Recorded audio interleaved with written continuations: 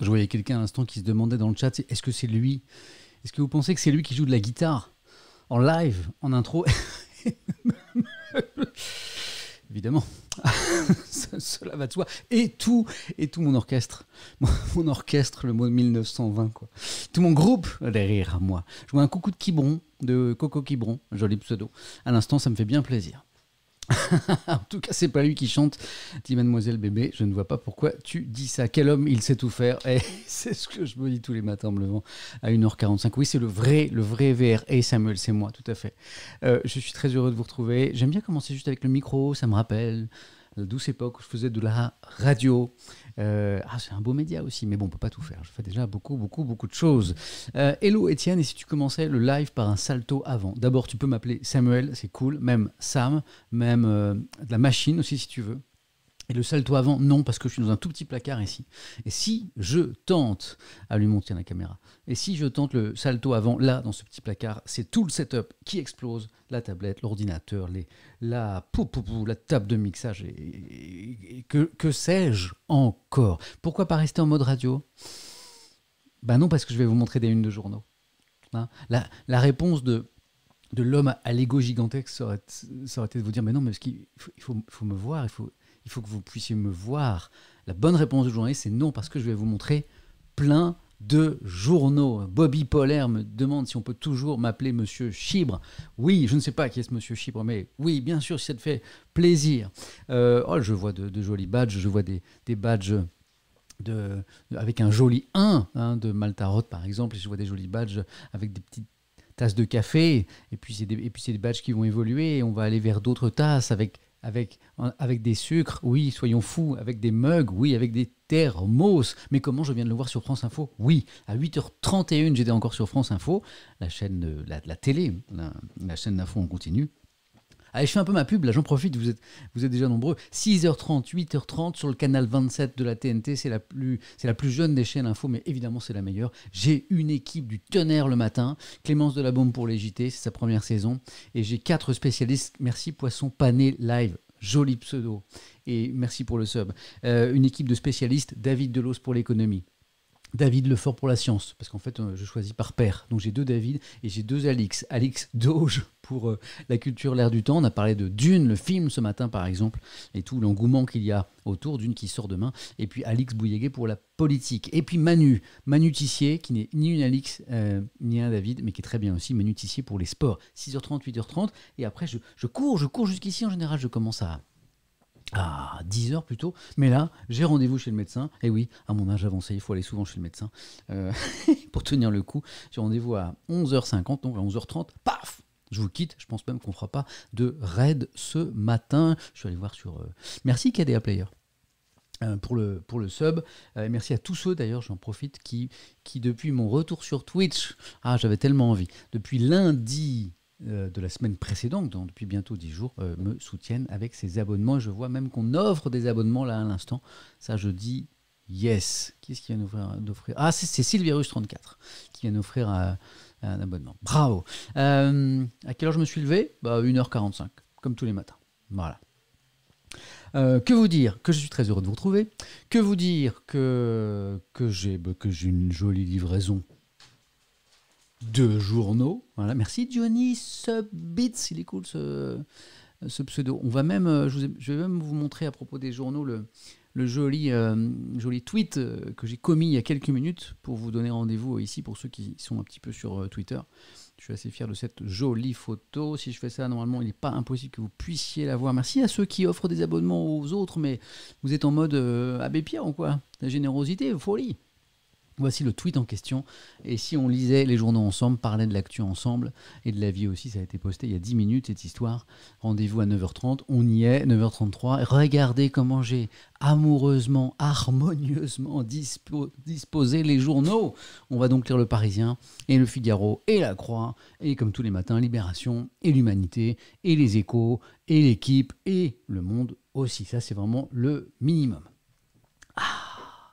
Je reviens tout juste et je vois qu'on peut s'abonner. Oui. Bon, un dernier mot sur les subs et après j'en parle plus. Oui, la première saison était sans abonnement, sans sub. J'étais un peu une exception dans le paysage twitchien. Oui, la tablette remarche. parce que c'était un peu une expérience, une aventure, et j'avais besoin de l'autorisation de mon employeur aussi pour ouvrir les abonnements, les subs. Et donc je suis devenu un streamer, on va dire, normal. Je suis rentré dans la normalité. Depuis 10 jours, les subs sont ouverts pour mon retour. Mais du coup, c'est donnant-donnant, puisque comme les subs sont ouverts, les abonnements aussi, et comme vous me soutenez désormais, eh bien, j'ai pris l'engagement d'aller jusqu'en juin minimum, de faire une saison, quoi.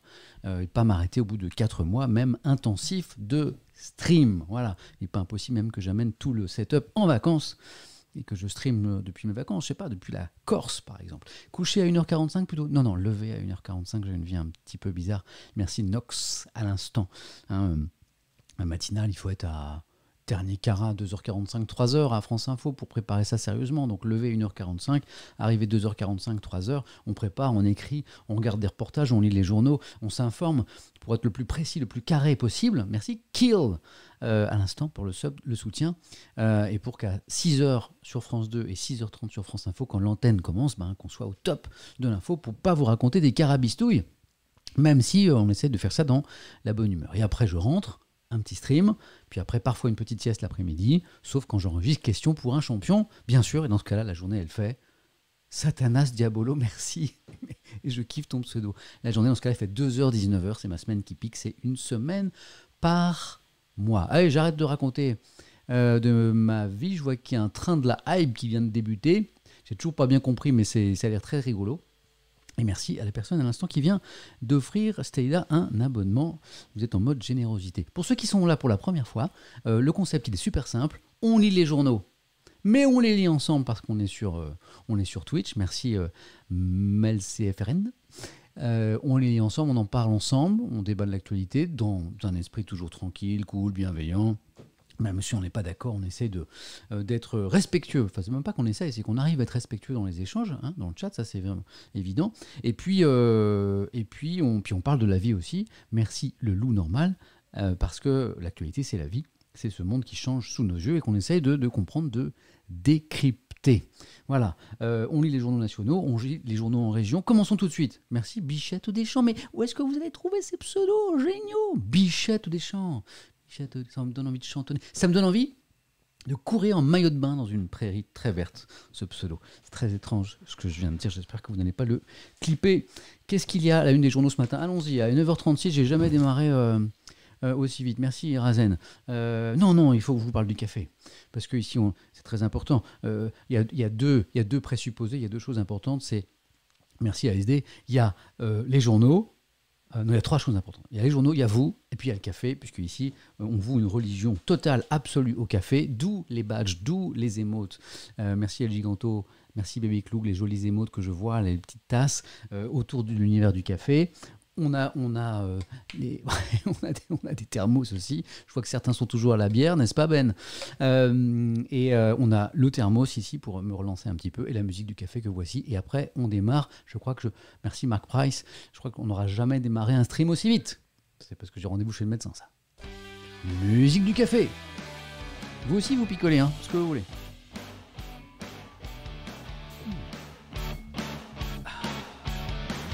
Trop bon. Merci Rode.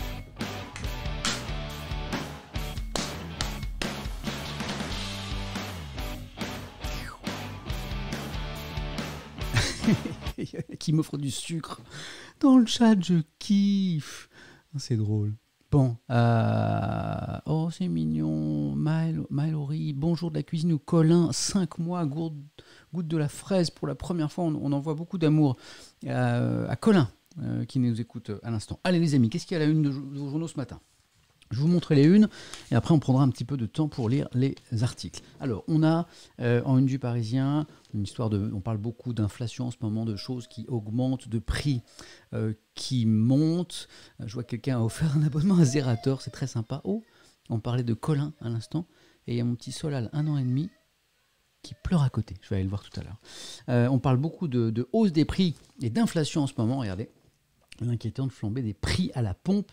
C'est la une du Parisien, mais dans le Parisien, il y a plein de trucs ce matin. Merci Julien. On parlera du Beauvau de la sécurité qui se termine aujourd'hui avec le président Macron qui va faire des annonces concernant la police. On a La fabuleuse aventure du blob, hein, qui est parti dans l'espace avec Thomas Pesquet, le blob. La créature. La créature. Il faut une musique qui fait peur, là. Musique qui fait peur, musique qui fait peur. Elle est où ma musique qui fait peur? Est-ce qu'elle est pas par là? Quand on parlera du blob, il faudra cette musique-là.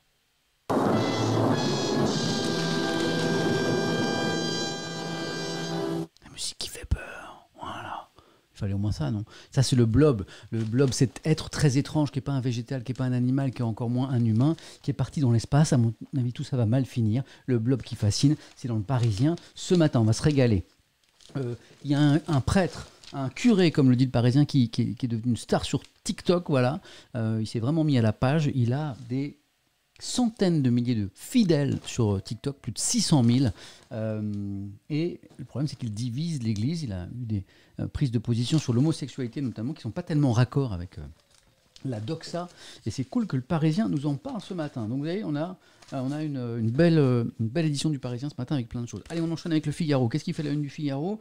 Eh bien, on parlait des prix qui montent. Alors du coup, quand les prix montent, le pouvoir d'achat, il baisse, sauf si les salaires augmentent. Alors du coup, c'est l'un des débats importants du moment, relayé par certains partis politiques et par certains syndicats. Est-ce qu'il ne faudrait pas augmenter les salaires? Ouais, comme ça, le pouvoir d'achat, il ne baisse pas. La pression monte pour augmenter les salaires. Alors le Figaro, je vous spoil un peu le truc, n'est pas super pour, en tout cas que le politique, en augmentant le SMIC par exemple, ou certains salaires, comme le salaire des enseignants, que le politique s'occupe de ça et donne des directives fortes. Le Figaro, journal plutôt de droite, conservateur, libéral, dans sa lecture, merci Aude pour le sub, bien nous dit laissons plutôt les entreprises faire ce qu'elles veulent en la matière. Bon, vous ne serez pas tellement surpris, c'est un peu la grille de lecture du Figaro, c'est bien normal. Je vous parlais du Beauvau de la sécurité, c'était des mois de discussion, notamment avec les... Ouais, c'est intéressant. Il y a quelqu'un dans le chat qui me dit ouais, si les salaires augmentent, les prix augmentent à nouveau. Ah oui, certains économistes craignent ça. C'est ce qu'on appelle l'inflation d'ailleurs. Et c'est un cercle, c'est possible. Je vous parlais du Beauvau de la sécurité, des mois de discussion. Pour en arriver à la présentation, on attend les mesures là, en fin de matinée par le président Macron qui se déplace en plus à Roubaix, petit coquin sur les terres de Xavier Bertrand. La politique n'est jamais loin, y compris la politique politicienne, même quand on est sur le point de faire des annonces fortes a priori concernant la sécurité. Ça, c'est la une de la Croix. Et puis, qu'est-ce que je vous ai mis de côté dans la Croix aussi? L'impact néfaste de la crise sanitaire du Covid sur l'apprentissage des jeunes. On a des études, notamment en France, qui montrent qu'effectivement, les petits à l'école ont été impactés dans leur apprentissage. Ils sont moins avancés que les mêmes petits hors crise sanitaire quand on compare. Donc ça, c'est un petit peu embêtant. Mais ce retard peut se rattraper vite, nous dira l'article. Quand je vous disais que les questions d'inflation, de pouvoir d'achat sont vraiment à la une des journaux ce matin, regardez, cette une de Libération qui revient, on en parlait dès hier, on en parlait même dès dimanche, sur la proposition d'Anne Hidalgo, la maire de Paris et candidate à la présidentielle, de multiplier par 2 les salaires des enseignants. Alors là, il y a une levée de boucliers, y compris de Jean-Luc Mélenchon, qui dit que c'est totalement irréaliste, donc y compris à gauche. Mais Libé dit, la mesure mérite d'être étudiée, le doublement des salaires, au vu en tout cas des salaires des enseignants français par rapport aux pays de l'OCDE. Dossier intéressant dans Libé, parce que tout le monde s'est tombé un peu sur Anne Hidalgo à bras raccourcis, et Libération prend un peu sa défense. Bonjour tout le monde, bonjour Samuel, très heureux d'être là. Merci Diden Yves et merci pour le joli badge que tu affiches. L'humanité maintenant, avec bien les pauvres salariés victimes de quoi? Des fusions-acquisitions. Alors au début, je me dis qu'est-ce que c'est? Je ne comprenais pas bien et c'est hyper intéressant. En fait, les fusions-acquisitions, les rachats d'entreprises en fait par d'autres entreprises, parfois de taille égale, parfois c'est les petits qui sont rachetés par les gros, ont explosé ces derniers mois. Voilà, une espèce de folie de fusion-acquisition, et l'humanité, on verra pourquoi, nous dira que c'est pas une bonne nouvelle pour les salariés. Pourquoi? On ira l'UMA pour le comprendre. Qu'est-ce qu'il y a en une de l'équipe? Du foot. Parce que, mesdames et messieurs, attention, début de la saison de Ligue des Champions pour les clubs français, notamment le PSG qui joue demain face à Bruges. Et donc, on verra avec l'équipe assez rapidement que ce qui est assez intéressant, c'est que maintenant, le PSG a, attention, Joseph Total me dit dilemme.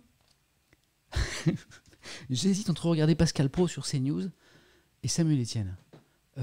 Joseph, soyons sérieux. Je n'aime pas dire du mal des gens. Pascal Praud sur CNews ou Samuel Etienne. Qu'est-ce qu'on lui dit? Qu'est-ce qu'on lui dit à Joseph qui nous fait un peu la blague? On lui dit quoi? On lui dit sondage. Vous avez raison. On lui dit sondage. Alors, le sondage il va être super. Allez, nouveau sondage.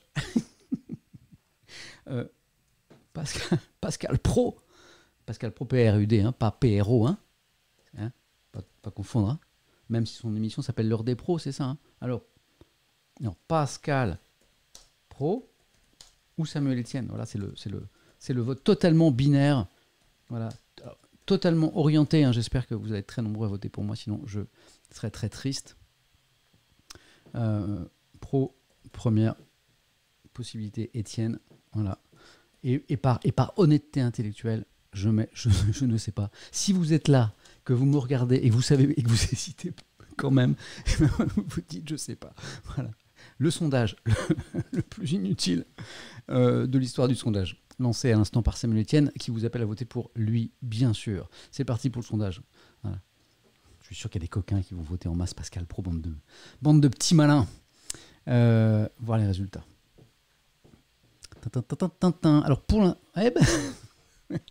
vous êtes quand même 18%, 16% à me regarder et à dire qu'il faut regarder Pascal Praud. Je le prends pour une démonstration de l'humour que j'aime bien. Voilà. Et 78%, merci. Regardez comment mon cœur bat vite, 78%. 77%, ça baisse.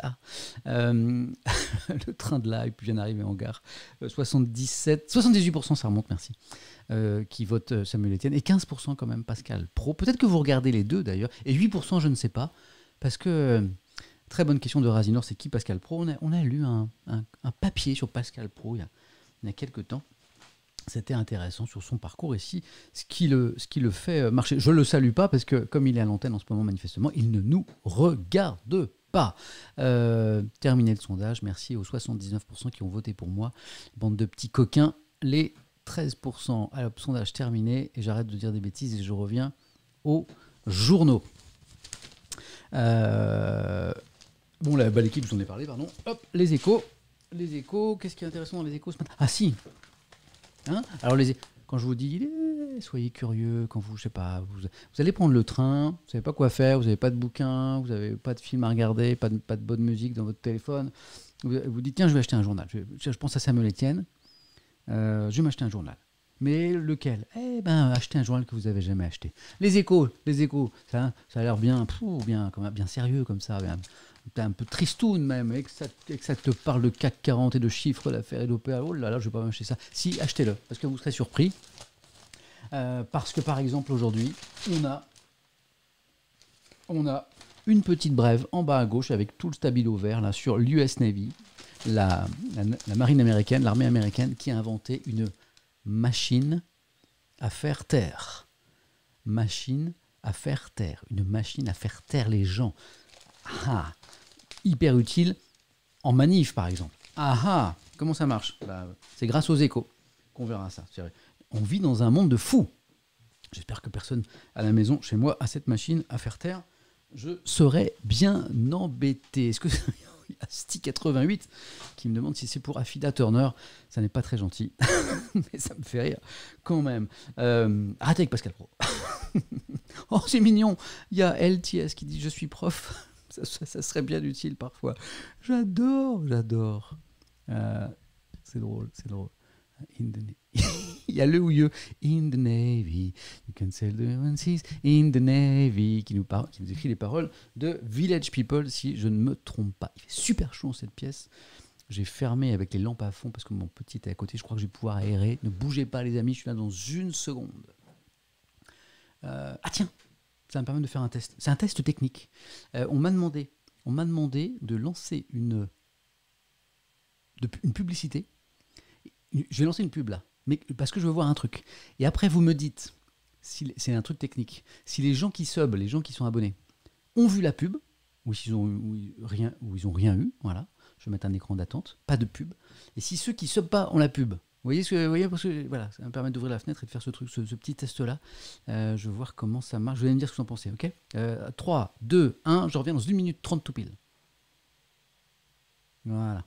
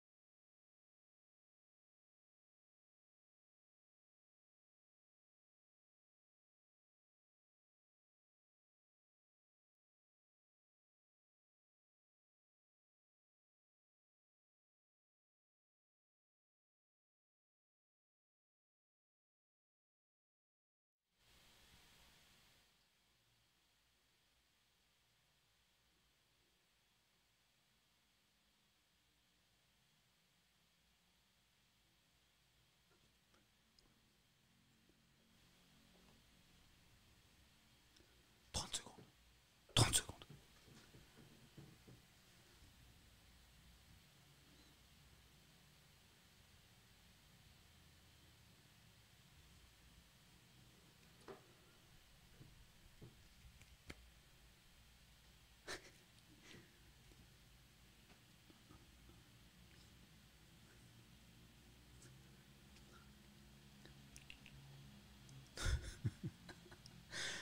Bon, j'ai fait mon test. Qu'est-ce que c'est que ça? Est-ce qu'on est d'accord que je suis revenu pour tout le monde? Est-ce que je suis revenu pour tout le monde? Voilà. Hein? D'accord. Oui. L'enfer de compter avec les doigts. Ouais. Est-ce que je suis revenu pour tout le monde déjà? Voilà. Est-ce que tout le monde m'a... Alors, la question c'est... J'ai vu plein de trucs contradictoires. Donc, j'ai vu les gens qui étaient abonnés n'avaient pas les pubs.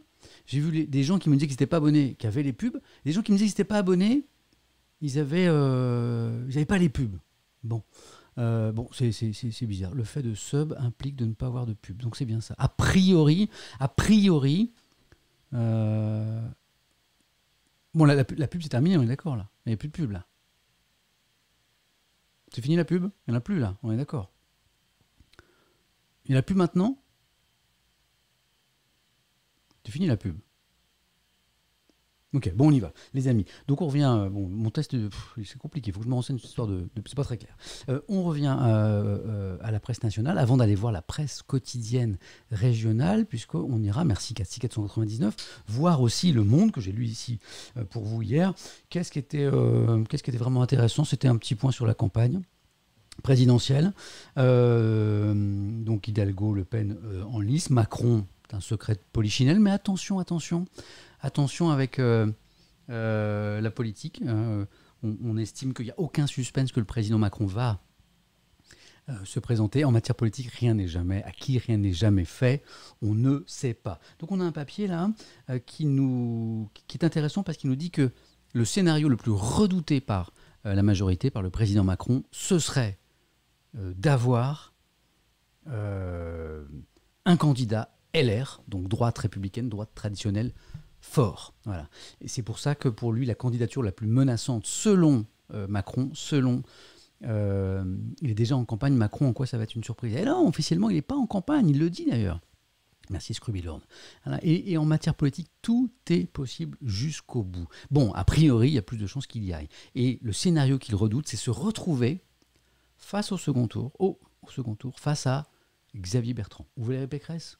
Mais a priori Xavier Bertrand, c'est ce qu'il redoute le plus en raison de son profil, de son histoire. Ça voudrait dire que Marine Le Pen n'est pas au second tour. Ça voudrait dire que la candidature de Zemmour, s'il y a une candidature de Zemmour, aurait affaibli, merci Toilou, suffisamment Marine Le Pen pour qu'elle ne soit pas au deuxième tour. Voilà, donc ça, c'est assez intéressant. Je vous propose maintenant d'aller voir la presse en région.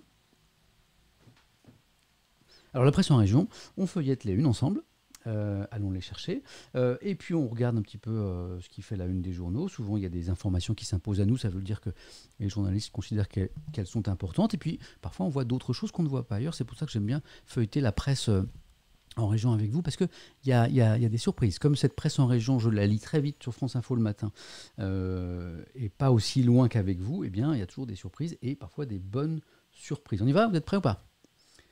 Ça fait plaisir de te revoir, mais moi aussi ça fait plaisir, Maxime, de vous revoir. Hop, ici. Qu'est-ce qu'il y a à la presse en région ce matin? D'abord, une histoire un petit peu intrigante. Qu'est-ce que c'est? De motos et de quads pistés dans les bois. Une opération d'envergure, donc là on est dans les Ardennes, vient de cibler les comportements illégaux de pilotes de motocross, quad ou buggy. Donc on est dans les zones forestières ici. Ok, c'est drôle. Ce qui serait sympa, c'est d'avoir, si on va page 12, des éléments du dispositif. Comment ils pistent, comment ils ciblent ces motos et ces quads. Je sais pas, est-ce qu'ils mettent des drones? Est-ce qu'ils ont mis les gros moyens ou pas? Bon, peut-être pas tant que ça. Hein. Ouais, on est en mode classique, hein, voiture et moto. Ok. Bon, à mon avis, ils doivent pas s'aventurer tellement dans les. Oh, je suis deg, je dois vous quitter, réunion Zoom, mademoiselle bébé. Tu mets les deux. Tu mets le stream à côté, tu mets le stream en fond, personne ne te dénoncera. Ok. L'Ardennais pour cette opération. D'accord. Cliquons sur les unes parce qu'il y a les gros titres. Puis parfois, il y a des petites histoires à côté un petit peu intrigantes. Là, par exemple, du côté de la Picardie, le courrier Picard. Bon, rien de spécial. Ok, l'Est est clair. Comme ça, on voyage un petit peu, on révise notre géographie. Une belle image de viande là. En une. D'accord. La restauration, du foot, pas de problème. Tiens, qu'est-ce que c'est ça? C'est intéressant. Ce titre, parfois, il y a un titre comme ça qui pique notre curiosité. Covid, coup dur pour le. Je vois un petit peu le. Je vois un petit peu le chat. Samuel Etienne encourage ses viewers à ne pas suivre ses cours polémiques. J'adore. Ouais.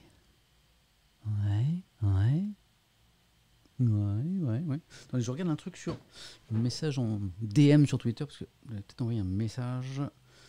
Hop. Non, rien de spécial. Quelqu'un me disait qu'il allait m'envoyer un DM à propos d'un truc. Ok, donc qu'est-ce que c'est que cette histoire de coup dur pour le vaccin nantais?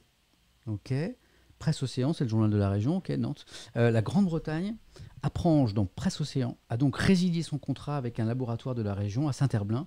Valneva, c'est son nom, qui portait sur 100 millions de doses.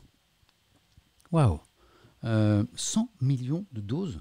Alors ça, effectivement, hop. Ouais. 100 millions de doses. Donc effectivement, c'est un coup dur pour l'entreprise et je vois que son action à Valneva a plongé de 40% hier à la bourse de Paris. Qu'est-ce qui s'est passé avec ce vaccin? Allons voir quand même. Donc lâché par le Royaume-Uni, ok, on va essayer de comprendre. Donc c'est un labo franco-autrichien, pour être tout à fait précis, dans la région de Nantes. Et donc le gouvernement britannique a résilié son contrat portant sur la fourniture de 100 millions de doses de son candidat vaccin contre le Covid-19. Donc c'est un nouveau vaccin, le VLA 2001. Le VLA, du coup le VLA pas trop, si je puis me permettre. Désolé, c'était une seule blague. Pourquoi? Développé depuis avril 2020 à partir d'un virus inactivé, donc on n'est pas avec la technologie de l'ARN messager. Le vaccin, le VLA, qui est entré en phase 3 d'études cliniques, donc auprès de 4000 volontaires, donc ça commence à devenir sérieux, et espérer une autorisation de mise sur le marché d'ici fin 2021, donc on n'est plus très très loin. Voilà, avec des bons résultats a priori au niveau de l'efficacité. Pourquoi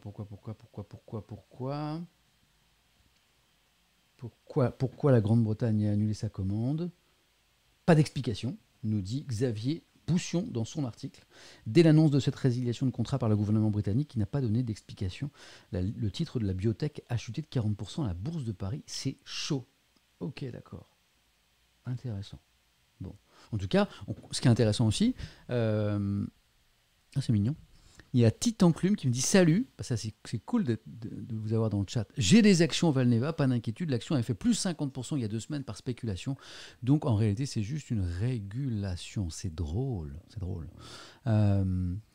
Donc ce qu'on apprend aussi avec cette mésaventure, c'est qu'on continue à chercher des vaccins actuellement. Un peu partout dans le monde et notamment en France. Qu'est-ce qu'on a en une du Maine libre? Du foot, le palmarès des meilleures rillettes à la foire du Mans, donc ça je vais pas vous... On va s'abstenir parce que c'est trop tôt pour la rillette, il est 9h59, c'est beaucoup trop tôt. Ça c'est la suite, on en parlait hier, ça faisait la une de plein de journaux, effectivement, parce que ça y est, la troisième dose, on y est, ça commence par les EHPAD, par les maisons de retraite. Hier, c'était le début officiel de la campagne de troisième dose, puisqu'on sait qu'au bout d'un certain temps, eh bien, l'immunité baisse, et donc on parle de plus en plus d'une troisième dose. Ça commence chez nous par les seniors dans les EHPAD, c'est la une de la Voix du Nord. Dans les faits, quelqu'un dans le chat hier me disait d'ailleurs, les rillettes, il y en a qui voudraient que je fasse les rillettes, me disait dans le chat hier que l'un de ses grands-parents, grand-mère ou grand-père, avait été vacciné 2 semaines déjà pour sa troisième dose. C'est vrai, c'était juste parce que si le début de la campagne officielle de la troisième dose a débuté hier, en fait, dans certaines EHPAD, ça a commencé plus tôt encore. Ok, Nord Littoral, voilà. Oh, c'est ça que j'aime avec la presse quotidienne, il y a des histoires un peu étonnantes. Les pompes funèbres Ringot jugées aujourd'hui. On voyait en gauche, à gauche, là, les pompes funèbres Ringot jugées aujourd'hui. Alors, on a envie de voir quelle bêtise ils ont fait, quoi. Ok, c'est en bas, là, à gauche, là. C'est ce mardi que doivent être donc jugés les anciens gérants de la marbrerie Ringot, soupçonnés d'avoir arnaqué plusieurs personnes à Calais.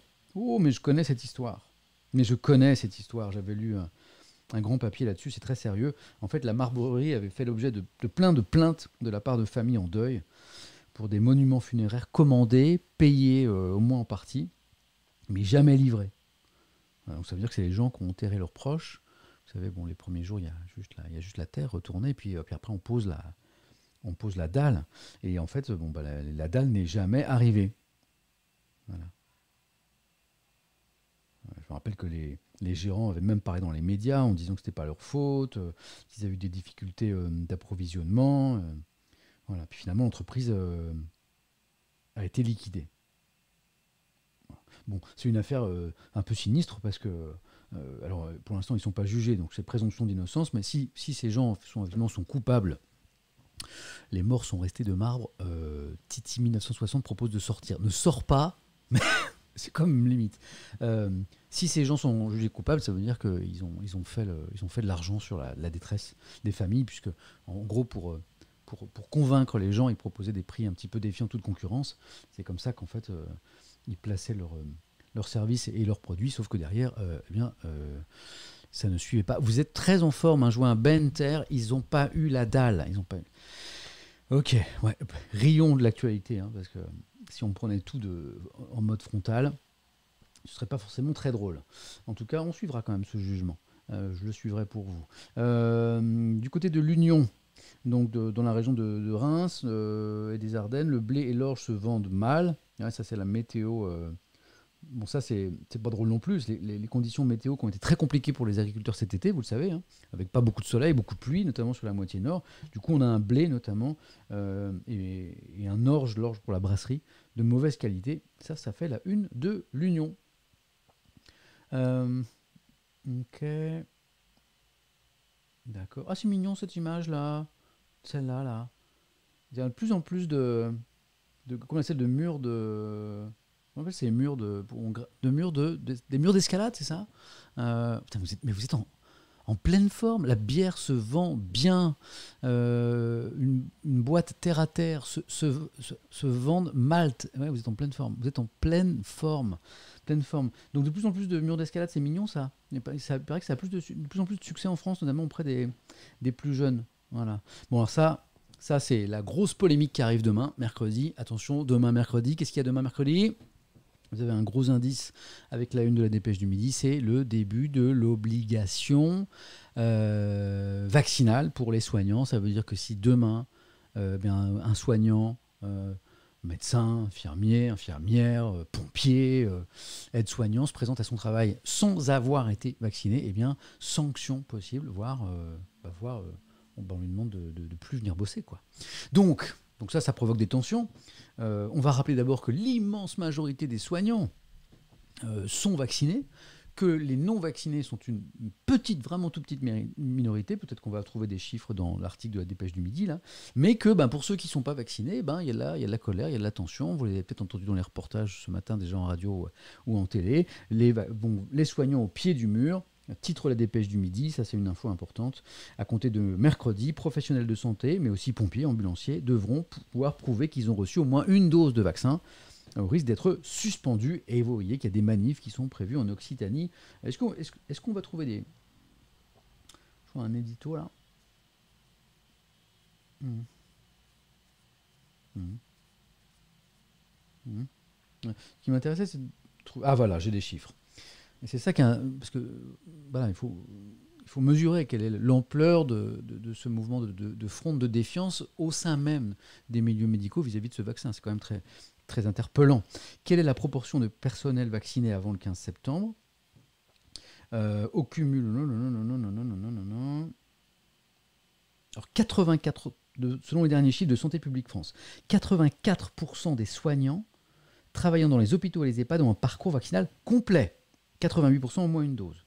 90% parmi les médecins libéraux et les infirmières libéraux, 94% au moins une dose. Donc quand je dis que l'immense majorité des soignants étaient vaccinés, c'est le moins que l'on puisse dire. Voilà. Ok.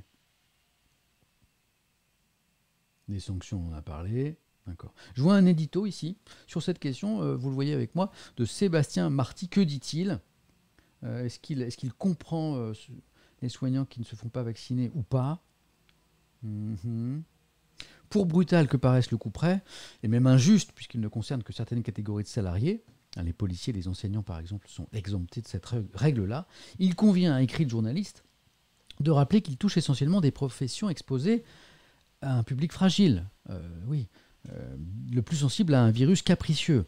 Si l'obligation vaccinale peut se discuter pour certains métiers de bureau ou technique, il n'est pas tolérable, estime Sébastien Marty, pour les soignants, dont la mission première est de porter assistance à des malades, soit vecteurs à leur insu d'un virus potentiellement mortel.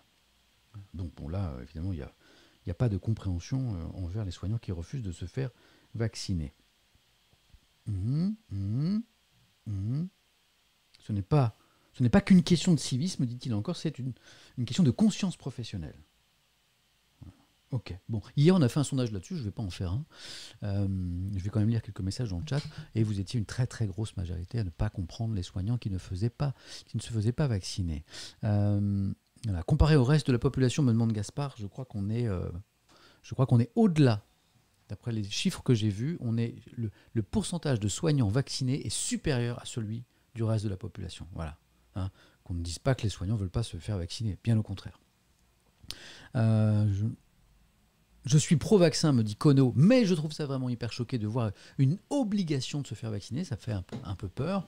Alors c'est un argument qu'on entend parfois. Hein. Je suis pour le vaccin, mais je suis contre l'obligation. Il aurait mieux fallu, convaincre les gens, mais bon, en même temps, il y a des vaccins obligatoires en France. Hein. Si je ne dis pas de bêtises, nos enfants, s'ils n'ont pas reçu certains vaccins obligatoires, ils peuvent ne pas être admis du tout à l'école. Donc le caractère obligatoire de la vaccination existe déjà dans notre pays, un argument parmi d'autres. Drunk Gamer, bonjour Samuel, je suis désolé, je suis en retard aujourd'hui. On est juste avec la presse régionale, on a encore plein d'articles à lire, tu n'es pas en retard. Voilà.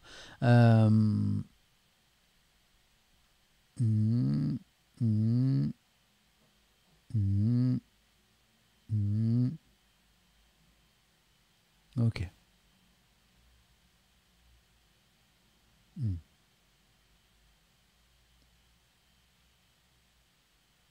Mhm, mhm. Ok. Ok. Bon, ça débat, mais c'est très bien, c'est très bien. Dizaines et dizaines de commentaires sur ce sujet. Je ne vais pas avoir le temps de les lire tous. En tout cas, vous allez en voir des articles sur cette obligation vaccinale qui débute donc demain. On continue à feuilleter la presse régionale ensemble. Il y a encore des petits clusters. Regardez, on est au Cotterêts, avec la Nouvelle République des Pyrénées. On a 27 retraités qui sont placés à l'isolement. Alors on voit Michel, Josiane, Roland et Solange, que je salue, peut-être qu'ils sont avec nous ce matin. Et comme eux, 23 autres retraités venus du Lot-et-Garonne en vacances à Cotterêts, ok, c'était des vacances, sont positifs au Covid-19 et ils sont confinés jusqu'à lundi. Si vous nous regardez, on vous souhaite un bon confinement, mes amis. Alors, du côté d'Agen, on continue à se pencher sur les inondations là, qui ont été très très fortes aux alentours du 8 septembre. Et comme à chaque fois, eh bien, on essaie d'en tirer les enseignements. Ici, c'est le maire qui veut tirer les leçons. On parle du maire d'Agen, puisque la ville a été touchée. Je crois me rappeler qu'heureusement, il n'y avait pas de victimes, mais des dégâts assez importants. Le maire estime que l'hébergement des sinistrés et l'absence de pompes dans la nuit de mercredi ont été problématiques. Ok, donc ça, c'est le petit bleu d'Agen. Ouais, du côté de l'indépendant catalan, on vous parle de rugby, de meurtre et de vaccination obligatoire. Ok, c'est demain. Hop. Info locale aussi à la une de Centre Presse avec une 2x2 voix là qui est ouverte. Je ne vais pas vous faire toute l'info locale, sinon on est encore ensemble jusqu'à 18h ce soir, ce qui ne m'arrange pas. Ah ça, je l'ai vu passer ce matin, je voulais savoir de quoi il retournait. On ne se moque pas des accents, je vous jette une chocolatine, Titi, je ne me moque d'aucun accent, moi. Et je me moque plutôt de moi avec mes tentatives d'imiter les accents. Hein, voilà. Je ne sais pas ce qui m'arrive depuis quelques jours, dans le stream, je prends plein d'accents super bizarres. Donc je sais pas, peut-être une mutation génétique, peut-être un mini accident dans le cerveau, je sais pas. Il s'est passé un truc du côté de Samuel Etienne et je prends des accents très très très très bizarres. Voilà. Ah non, chocolatine, on part pas sur le débat là, hein, pas un chocolat, chocolatine. Qu'est-ce que c'est que cette histoire de gros lot des reines des jeux concours? Ça c'est un titre qui m'intrigue, merci pour le sub Russell. Qu'est-ce que je lis ce titre, je ne comprends pas. Alors quand je comprends pas, ça m'intéresse. Les gros lots des reines des jeux concours. Je ne sais pas, je veux comprendre. Ils sont mordus des jeux concours. Donc déjà, on me dit ils, et alors c'est les reines. Très intriguant. Ils sont mordus des jeux concours qui pullulent à la radio ou sur les réseaux sociaux et sont capables de passer des heures à tenter leur chance. Tiens, je pourrais faire des concours pour faire gagner des trucs aussi. Ouais, mais oui. Je vais faire des concours. Je vais faire des concours. Je vais faire gagner des t-shirts Mister C. Ça me donne des idées, ça. Ça me donne des idées. Ils sont mordus des jeux concours, blablabla, avec souvent petits et gros lots au bout. Rencontre avec certains de ces concouristes des Charentaises qui ont leurs petites astuces. C'est quoi les petites astuces pour gagner les gros lots? Mais ça m'intéresse. Ouais, ils sont pas foulés. Ouais. Ils sont pas foulés. Ils ont mis. Alors ça, c'est rarissime. En général, tu pars en reportage, tu fais 2-3 photos. Tu en mets une pour la couverture et puis une autre à l'intérieur. Regardez. Ça, c'est la photo de une. Et la Charente libre. Mais c'est la même. Mais ça bouge pas d'un millimètre, quoi. Oh, bon. Mais elle est sympa, cette photo. Alors, c'est quoi les trucs pour gagner les jeux concours, c'est leur dada. Ok. C'est quoi leur truc? On y va? On essaie de comprendre? Ok. Les concouristes, ils s'appellent entre eux. Voilà. Ah, c'est drôle. Cet été, Sandrine, une cognassaise de 44 ans, est partie une semaine à Barcelone, logée avec Pierre et Vacances. Elle a enchaîné avec le très connu zoo de Beauval et un séjour dans les Ardennes. Avant l'été, elle était partie visiter Bruxelles avec une dégustation de bière à la clé. Et en octobre, elle ira découvrir un écologe près de Bordeaux. Tout ça pour 0 €. Voilà. Bon, certains me disent, c'est quoi cette info? C'est pas très important. Et on s'aère un petit peu avant de parler des crises et des drames. Hein. Tout à l'heure, on va prendre la presse nationale. Hein. On n'est pas aux pièces quand même. Et on s'aère un petit peu avec la vraie vie aussi des gens. Hein. Moi, je m'intéresse aux concouristes là. Donc, toutes ces vacances pour 0 €. Voilà. Sa règle, c'est j'essaie de ne rien avoir à débourser pour les restaurants et les vacances. Et ça marche. Entre mai et octobre, elle avait 6 séjours à Calais sans jamais avoir sorti sa carte bleue. C'est pas cool ça. C'est bien. Voilà. Voilà. Quand elle ne travaille pas, parce que le journaliste nous explique que c'est la ténacité qui paie, quand elle ne travaille pas, eh bien elle peut passer jusqu'à 3 heures par jour. Waouh, à envoyer des clics pour multiplier ses échanges. Jusqu'à une centaine de jeux par jour. Ah oui, d'accord, ok. Là, c'est quand même particulier. Voilà, ok, d'accord. Elle laisse rien de côté. Les jeux avec obligation d'achat sur les tablettes de beurre, elle fait. Les jeux sur Facebook, elle fait. Ok. Voilà. Elle s'est même abonnée à un site payant 180 € pour 1 an, mais qui donne les réponses aux questions de plein de concours qui sont dessus. A priori, c'est rentabilisé. Alors, elle a gagné un scooter, elle a gagné 7 Magimix, des robots de cuisine, je ne sais pas ce qu'elle va en faire, des cafetières, des dizaines de séjours, un frigo, des places dans les parcs d'attractions, des sacs de luxe, etc., etc., etc., etc. D'accord. Ah, si la quadragénaire tient à rester anonyme, bon, je suppose que c'est pas elle qui est en photo alors, parce que pour l'anonymat, c'est un petit peu raté, c'est que ce petit monde fermé des concouristes euh, qui convoite les mêmes jolis lots peut être cruel. Il y a beaucoup de jalousie.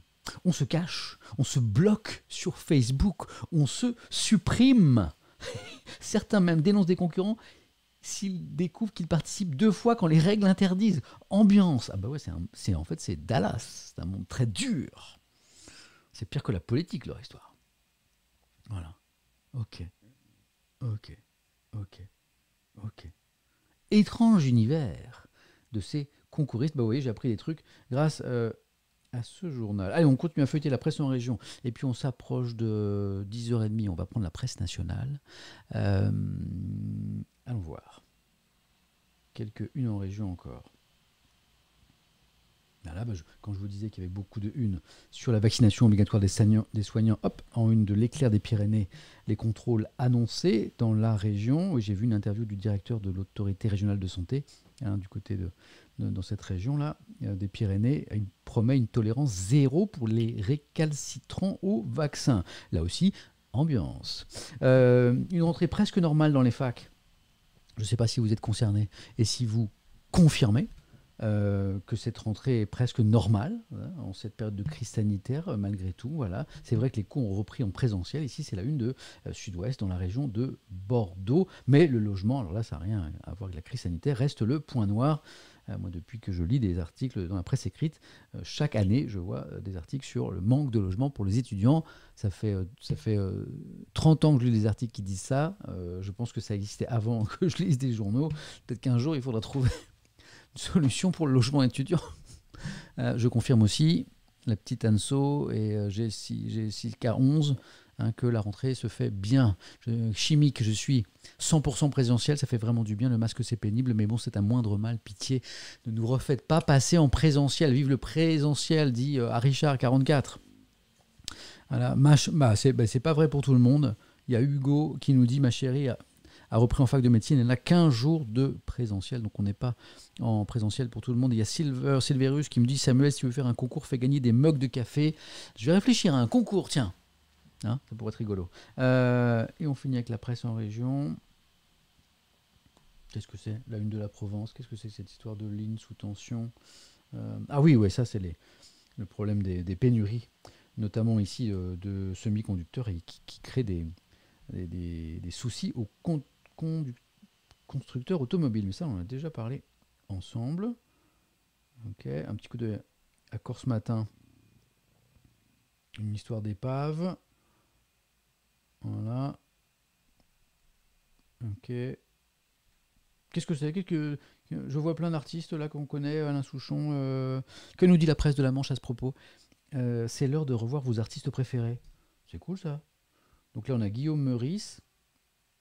Je suis nul, je connais pas. C'est censé être mon artiste. Oui, c'est mon estomac, vous avez entendu. Merci Garvog à l'instant. Oui, c'est mon estomac, désolé. Je suis levé depuis longtemps et j'ai faim. Vous connaissez Guillaume Meurice? J'ai honte. Oui, il y a Attic à côté, ouais. Je connais pas non plus, mais je suis... Guillaume Meurice. Ah, c'est quoi? C'est un chanteur? C'est un humoriste? Il est sur France Inter? Ah, c'est un humoriste. Eh ben voilà, Samuel. Est-ce que c'est de travailler sur France Info le matin? Tu n'écoutes pas France Inter. Donc Guillaume Meurice, pardon. Attic, j'ai honte. Manifestement, c'est un chanteur beau gosse, je le vois là. Toute plaquette de chocolat et tatouage dehors, je ne connais pas. Voilà. Alain Souchon, je connais. Voilà. Et Benjamin Biolay, je connais. D'accord, bon. Mais il faut que je me mette un petit peu à la page. Voilà. Guillaume Meurice, France Inter. Oh, j'ai honte, c'est celui qui... Ouais. De Crissou. Guillaume Meurice, c'est celui qui tient un hôtel dans Paris. Meurice. C'est là. Alors pourquoi c'est l'heure de revoir vos artistes préférés, même quand on ne les connaît pas comme moi? Parce que la culture retrouve des couleurs. Ah bah voilà une bonne nouvelle. Dans la Manche, la saison culturelle est lancée, les annonces se succèdent, de nombreuses têtes d'affiche à l'image de Guillaume Meurice, je connais super bien, c'est un humoriste sur France Inter. Attic, ça j'adore ce qu'il fait. Alain Souchon, Benjamin Biolay, qui devrait mettre le feu aux scènes et aux planches manchoises à vos billets. C'est la teuf là ou quoi?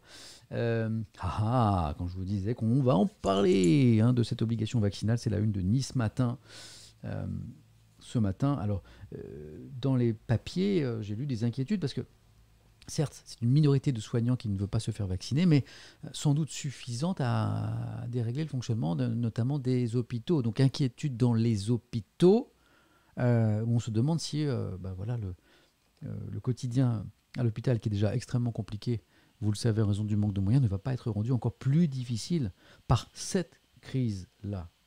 Voilà. Je surveille l'heure pour ne pas être trop long sur la presse en région. Qu'est-ce qu'il y a à la une du Télégramme? Ah, les polémiques autour des parcs éoliens. Ah, les parcs éoliens, les éoliennes, à une époque, on disait, ah, c'est formidable, hein, les éoliennes, énergie propre et tout ça, et tout ça. Et puis, bon, ben, les riverains se sont rendus compte que c'était quand même ultra moche. Et on a un nombre de procès en cours en France, de procédures pour empêcher l'installation des éoliennes. Il y a des levées de boucliers un peu partout. Là, c'est un projet éolien offshore en baie de Saint-Brieuc. Hein. Beaucoup d'opposition, constate le Télégramme. Mais il est peu probable qu'il soit remis en cause par le président Macron, qui participe ce mardi aux assises de la mer à Nice.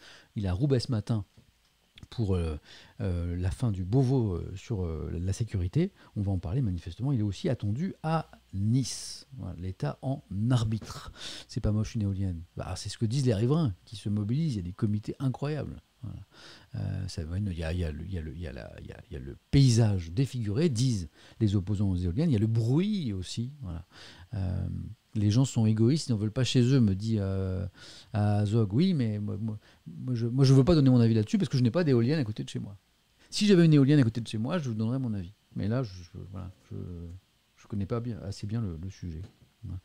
Voilà. C'est moche une éolienne. Ça fait un bruit de malade, me dit quelqu'un, me dit pouter.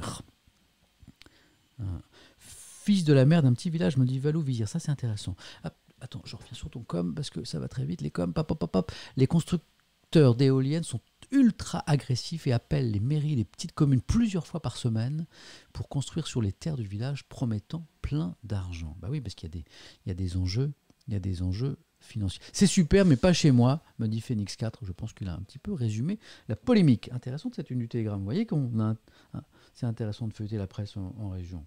Bon, Monaco matin, c'est la même une que Nice matin. Ok. Ah, et on va finir avec ça, parce que c'est une bonne nouvelle, même quand on n'aime pas les vaches, parce que je vous parle ici du space. Ça s'écrit comme space, S-P-A-C-E, mais on dit space. C'est pas le space. C'est pas un truc sur l'espace, les aliens ou des gâteaux étranges. Space, gâteau. Okay, mais le SPAS, c'est un grand salon de l'élevage agricole qui a lieu à Rennes. C'est le plus grand ou l'un des plus grands salons de l'élevage. Voilà. Et ces derniers temps, ça a été un peu compliqué. Et là, c'est l'heure des retrouvailles. Hein. Vous sentez cette odeur-là? Non, pas la vache. Mais c'est un peu l'odeur de la vie d'avant qui revient. Encore une excellente blague de Samuel Etienne. C'est le temps fort de la rentrée agricole dans l'Ouest, écrit Ouest France, après une édition 100% digitale en 2020, en raison du Covid, le SPAS, le Salon international de l'élevage. Vous connaissez le SPAS? C'est le SPAS de Rennes, oui, me dit Tony, tout à fait, c'est ça. Voilà. Le Salon international de l'élevage est de retour au Parc Expo de Rennes. L'attente est grande autour de cette 35e édition qui se tient physiquement. Voilà. Donc les vaches sont là, elles ne sont plus en Zoom. Et jusqu'à... Qu'est-ce que je peux dire comme bêtise quand même, qui se tient physiquement jeudi et réunit plus de 1100 exposants. Je vois Canisba qui me dit à l'instant, ouais, ça crée des bouchons de malades du côté de Rennes. C'est drôle parce qu'il y a quelqu'un qui a Esperlu qui me dit, et tu nous parles du pipi de vache. Alors ça, c'est quelqu'un qui a écouté la matinale de France Info, puisque notre chroniqueur science David Lefort, parmi d'autres infos ce matin, nous a parlé d'une expérience, est-ce que c'est aux Pays-Bas, pour lutter contre le réchauffement climatique, de récupération des urines. Elle était bonne ma blague sur les vaches en zoom, hein, j'avoue. Sur les urines de vache, pourquoi? Parce que l'urine de vache, une fois qu'elle arrive dans le sol et qu'elle rencontre autre chose, peut-être la bouse d'ailleurs, produit de l'ammoniac. Et puis bref, c'est très mauvais pour le réchauffement de la planète. Et donc c'est très sérieux. Regardez, là j'ai ma tête sérieuse. Ouais. C'est très sérieux. Il y a une expérience en cours aux Pays-Bas pour récupérer ces urines avant qu'elles ne touchent terre. Ne me demandez pas comment. Je ne me suis pas penché sur la question. Et pour limiter le réchauffement climatique. Et c'est très sérieux. Et David nous expliquait que c'est en multipliant les petites initiatives comme ça qu'on va peut-être lutter de plus en plus efficacement contre le phénomène. Ils vont mettre des couches aux vaches, me dit Scormic. Je ne crois pas. Je ne crois pas. Bon, les amis, il est... Pardon, ceux que j'ai réveillés. 10h24. Je vous quitte à 11h30 ce matin parce que rendez-vous chez le médecin à 11h50. J'ai une vie passionnante. On va attaquer la presse nationale parce que j'ai 2-3 petits trucs à vous lire. Mais d'abord, on va se faire un petit café. Un petit café. Donc, je vous invite à sortir les tasses, les mugs, les thermos et ce que vous voulez. Vous buvez ce que vous voulez. Petite musique. On s'hydrate et on attaque la presse nationale. On va voir ce qui fait la une ce matin. Let's go.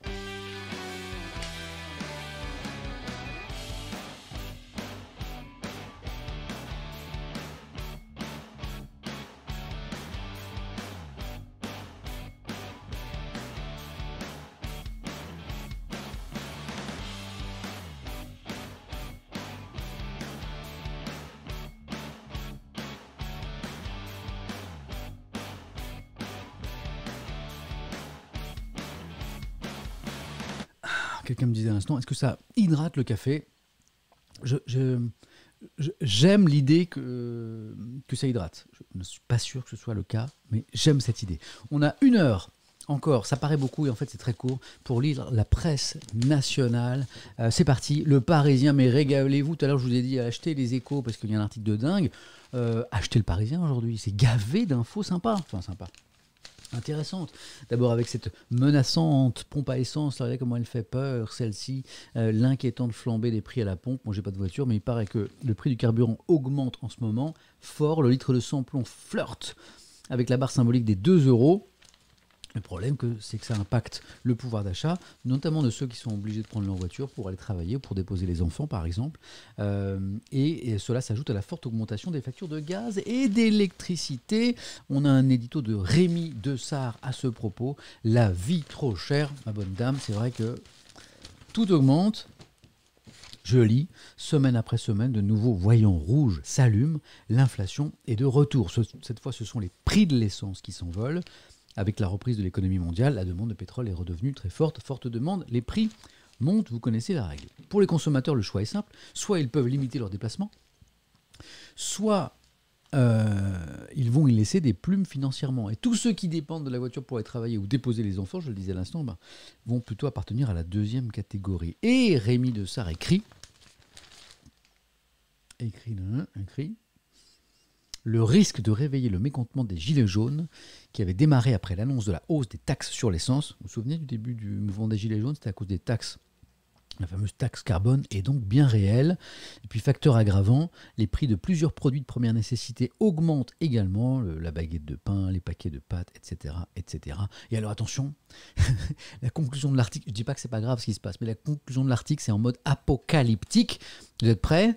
Nous avons bel et bien changé d'époque. Le temps de la mondialisation heureuse, caractérisée notamment par une pression permanente à la baisse des prix, est derrière nous. En fait, moi, ça m'avait échappé qu'il y avait eu un moment de mondialisation heureuse, mais peut-être. Voilà. Mais bon, voilà. Nous avons bel et bien changé d'époque. Bon, je sais que c'est pas forcément une bonne nouvelle pour tout le monde que le prix de l'essence augmente, mais je ne sais pas si on est sur un changement total de paradigme. Je ne maîtrise pas bien ce mot, mais j'aime bien le placer parce que je trouve qu'il fait assez savant. Grosse actualité de la journée. Ça se passe en ce moment. Le président Macron se déplace. Il va sur les terres, dans la région de Xavier Bertrand, petit coquin, va pour présenter les conclusions du Beauvau de la sécurité. Voilà, mondialisation heureuse, ça en fait rire d'autres dans le chat. Donc les conclusions du Beauvau de la sécurité, c'est mois de discussion pour dire ce qu'on fait de la police. Hein. Comment on améliore la sécurité de notre pays, quels moyens on donne aux policiers, comment on améliore les questions déontologiques, comment on diminue les bavures, on peut dire ça comme ça, ce matin. Voilà, des mois et des mois de réflexion, présentation des conclusions, et puis, tout le monde l'espère, annonce de mesures aujourd'hui. Et je lis l'article, parce que bon, il y a quelques petites arrière-pensées là, politiques. Article d'Olivier Beaumont, l'Élysée le jure, la main sur le cœur, ce déplacement du président n'a rien de politique, tout est politique, donc déjà ça... Hein. D'ailleurs, jusqu'à preuve du contraire, il n'est pas à ce jour candidat. Quelqu'un me disait tout à l'heure, mais quel suspense, il est candidat. Il n'est pas candidat officiellement. Et pourtant, c'est bien l'ombre de la présidentielle qui va planer au-dessus aujourd'hui de l'École nationale de police de Roubaix, dans le Nord, où Emmanuel Macron doit présenter à la mi-journée, là tout à l'heure, les conclusions du Beauvau de la sécurité. 8 mois de concertation, voilà, 8 mois de table ronde, de diagnostic, dit son entourage, pour réfléchir à la police de demain. C'est ce que je vous disais, améliorer les conditions d'exercice des forces de l'ordre, consolider le lien qui s'est distendu, vous le savez peut-être, entre les Français et les policiers. Et donc des annonces très attendues, voilà, très concrètes, annonce là encore l'entourage du chef de l'État. Pour l'instant, on n'en sait pas plus, on verra tout à l'heure, fin de matinée, mi-journée, vous pourrez le voir notamment sur France Info. Alors, du côté de Xavier Bertrand, maintenant on n'est pas dupe. Là aussi c'est l'entourage qui parle, c'est marrant d'ailleurs, parce que souvent les entourages des hommes politiques qui parlent, qui disent ce qu'eux ne veulent pas dire mais veulent faire savoir. L'entourage de Xavier Bertrand ne se dit pas dupe du tout des raisons de cette journée à Roubaix. Il y a 10 écoles de police en France, comme par hasard, c'est dans la région présidée par Xavier Bertrand. Franchement, c'est un gag, ironise un de ses lieutenants, en rappelant qu'au lendemain de sa réélection régionale en juin, donc de Xavier Bertrand, le président Macron s'était déjà rendu dans le Nord à Douai pour visiter l'usine Renault et provoquer son rival sur son terrain. Ça n'a pas échappé dans le chat que je faisais régulièrement de la pub pour mon employeur France Info. Tu m'étonnes, c'est la meilleure chaîne d'infos évidemment. Et bam, deuxième page de pub. L'exécutif va mettre en avant tout à l'heure son bilan sécuritaire. 36 tentatives d'attentats déjouées depuis le début du mandat. 36 tentatives d'attentats déjouées. C'est fou. Ce qui est incroyable, c'est quand l'actualité et la vie se télescope. Et, parce que je lis le commentaire de Monalou à l'instant. Allez, c'est l'heure du biberon de Baby Girl. Bonne journée. Voilà. Il y a la mort qui rôde autour de nous en permanence. Là, on parle de 36 tentatives d'attentat, puis il y a la vie qui se poursuit. Bisous à ta baby girl, Monalou. 36 tentatives d'attentat déjouées depuis le début du mandat. Des effectifs de police renforcés de 10 000 femmes et hommes. Budget en hausse de 1,7 milliard d'euros. Ça, c'est ce que l'exécutif va mettre en avant.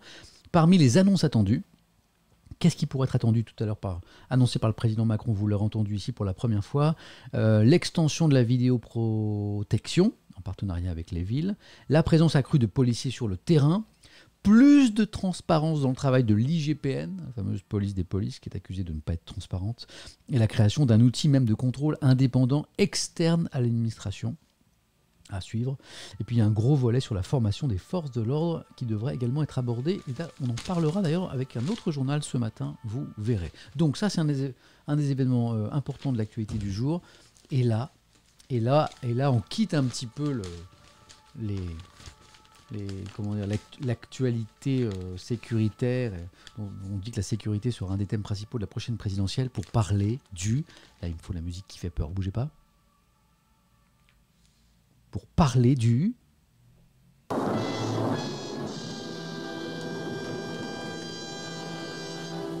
Je vous le refais, c'est trop bien ça. Pour parler du...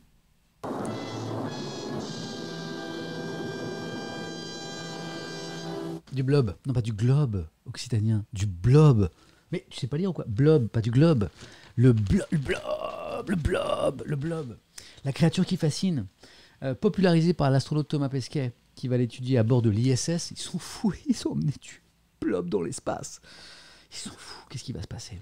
Cet être unicellulaire a déjà sa communauté de fans dont vous faites peut-être partie. Il y a LK88 qui me dit c'est trop intéressant le blob. Mais oui, c'est trop intéressant, bien sûr. Alors, on va rappeler que le Physarum polycéphalum de son vrai nom, c'est plus dur à dire que le blob, est un être. C'est quoi le blob? Je vous fais le blob pour les nuls. Un être unicellulaire au physique de gelée jaune vif. Ok? C'est ce truc-là. Aujourd'hui, qui a connu son heure de gloire cet été quand son digne représentant, Blobby One Kenobi, il y a quand même quelqu'un qui a appelé un morceau de blob Blobby One Kenobi. Non, je voulais des applauses là. C'est obligé quoi.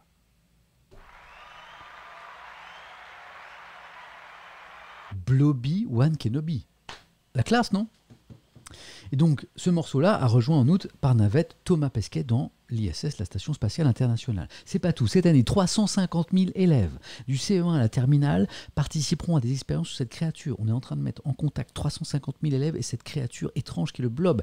Où va-t-on? Dans quel monde vivons-nous? Je vous le demande. Donc, vont participer à des expériences sur cette créature, ainsi que l'astronaute français qui débutera les siennes en octobre. Hors des salles de classe, ce bidule, que les Parisiens l'appellent le bidule, ni animal, ni végétal, ni champignon, ni humain, a priori, c'est ce que j'ajoute, qui ne rentre donc dans aucune case, a déjà une flopée d'admirateurs. Ses atouts, le blob, il est quasi immortel. Il est doté d'intelligence. Ouais. Mais il n'a pas de cerveau. Il a 270 sexes. Cette info me laisse un peu... je ne sais pas quoi en penser. Le blob a 270 sexes. Alors, je ne sais pas comment ils ont compté ça. Bon, c'est comme ça. Il peut mesurer 5 mètres carrés en labo pour atteindre 1,3 km², 138 terrains de foot, à l'état sauvage. Ouais. Voilà. On peut l'acheter sur eBay, sur des sites spécialisés, un petit bout de blob. Voilà. Certains y faisaient référence dans le chat tout à l'heure. Ils friment le blob. BNK, Blob le bricoleur. Blob le bricoleur. Salut tout le monde, purée, j'ai 30 minutes de retard. C'est pas grave, on est sur le meilleur article du matin, sur le blob. Donc on peut l'acheter sur Internet. C'est ce que Gilles a fait pour l'anniversaire de son fils, par exemple Martin.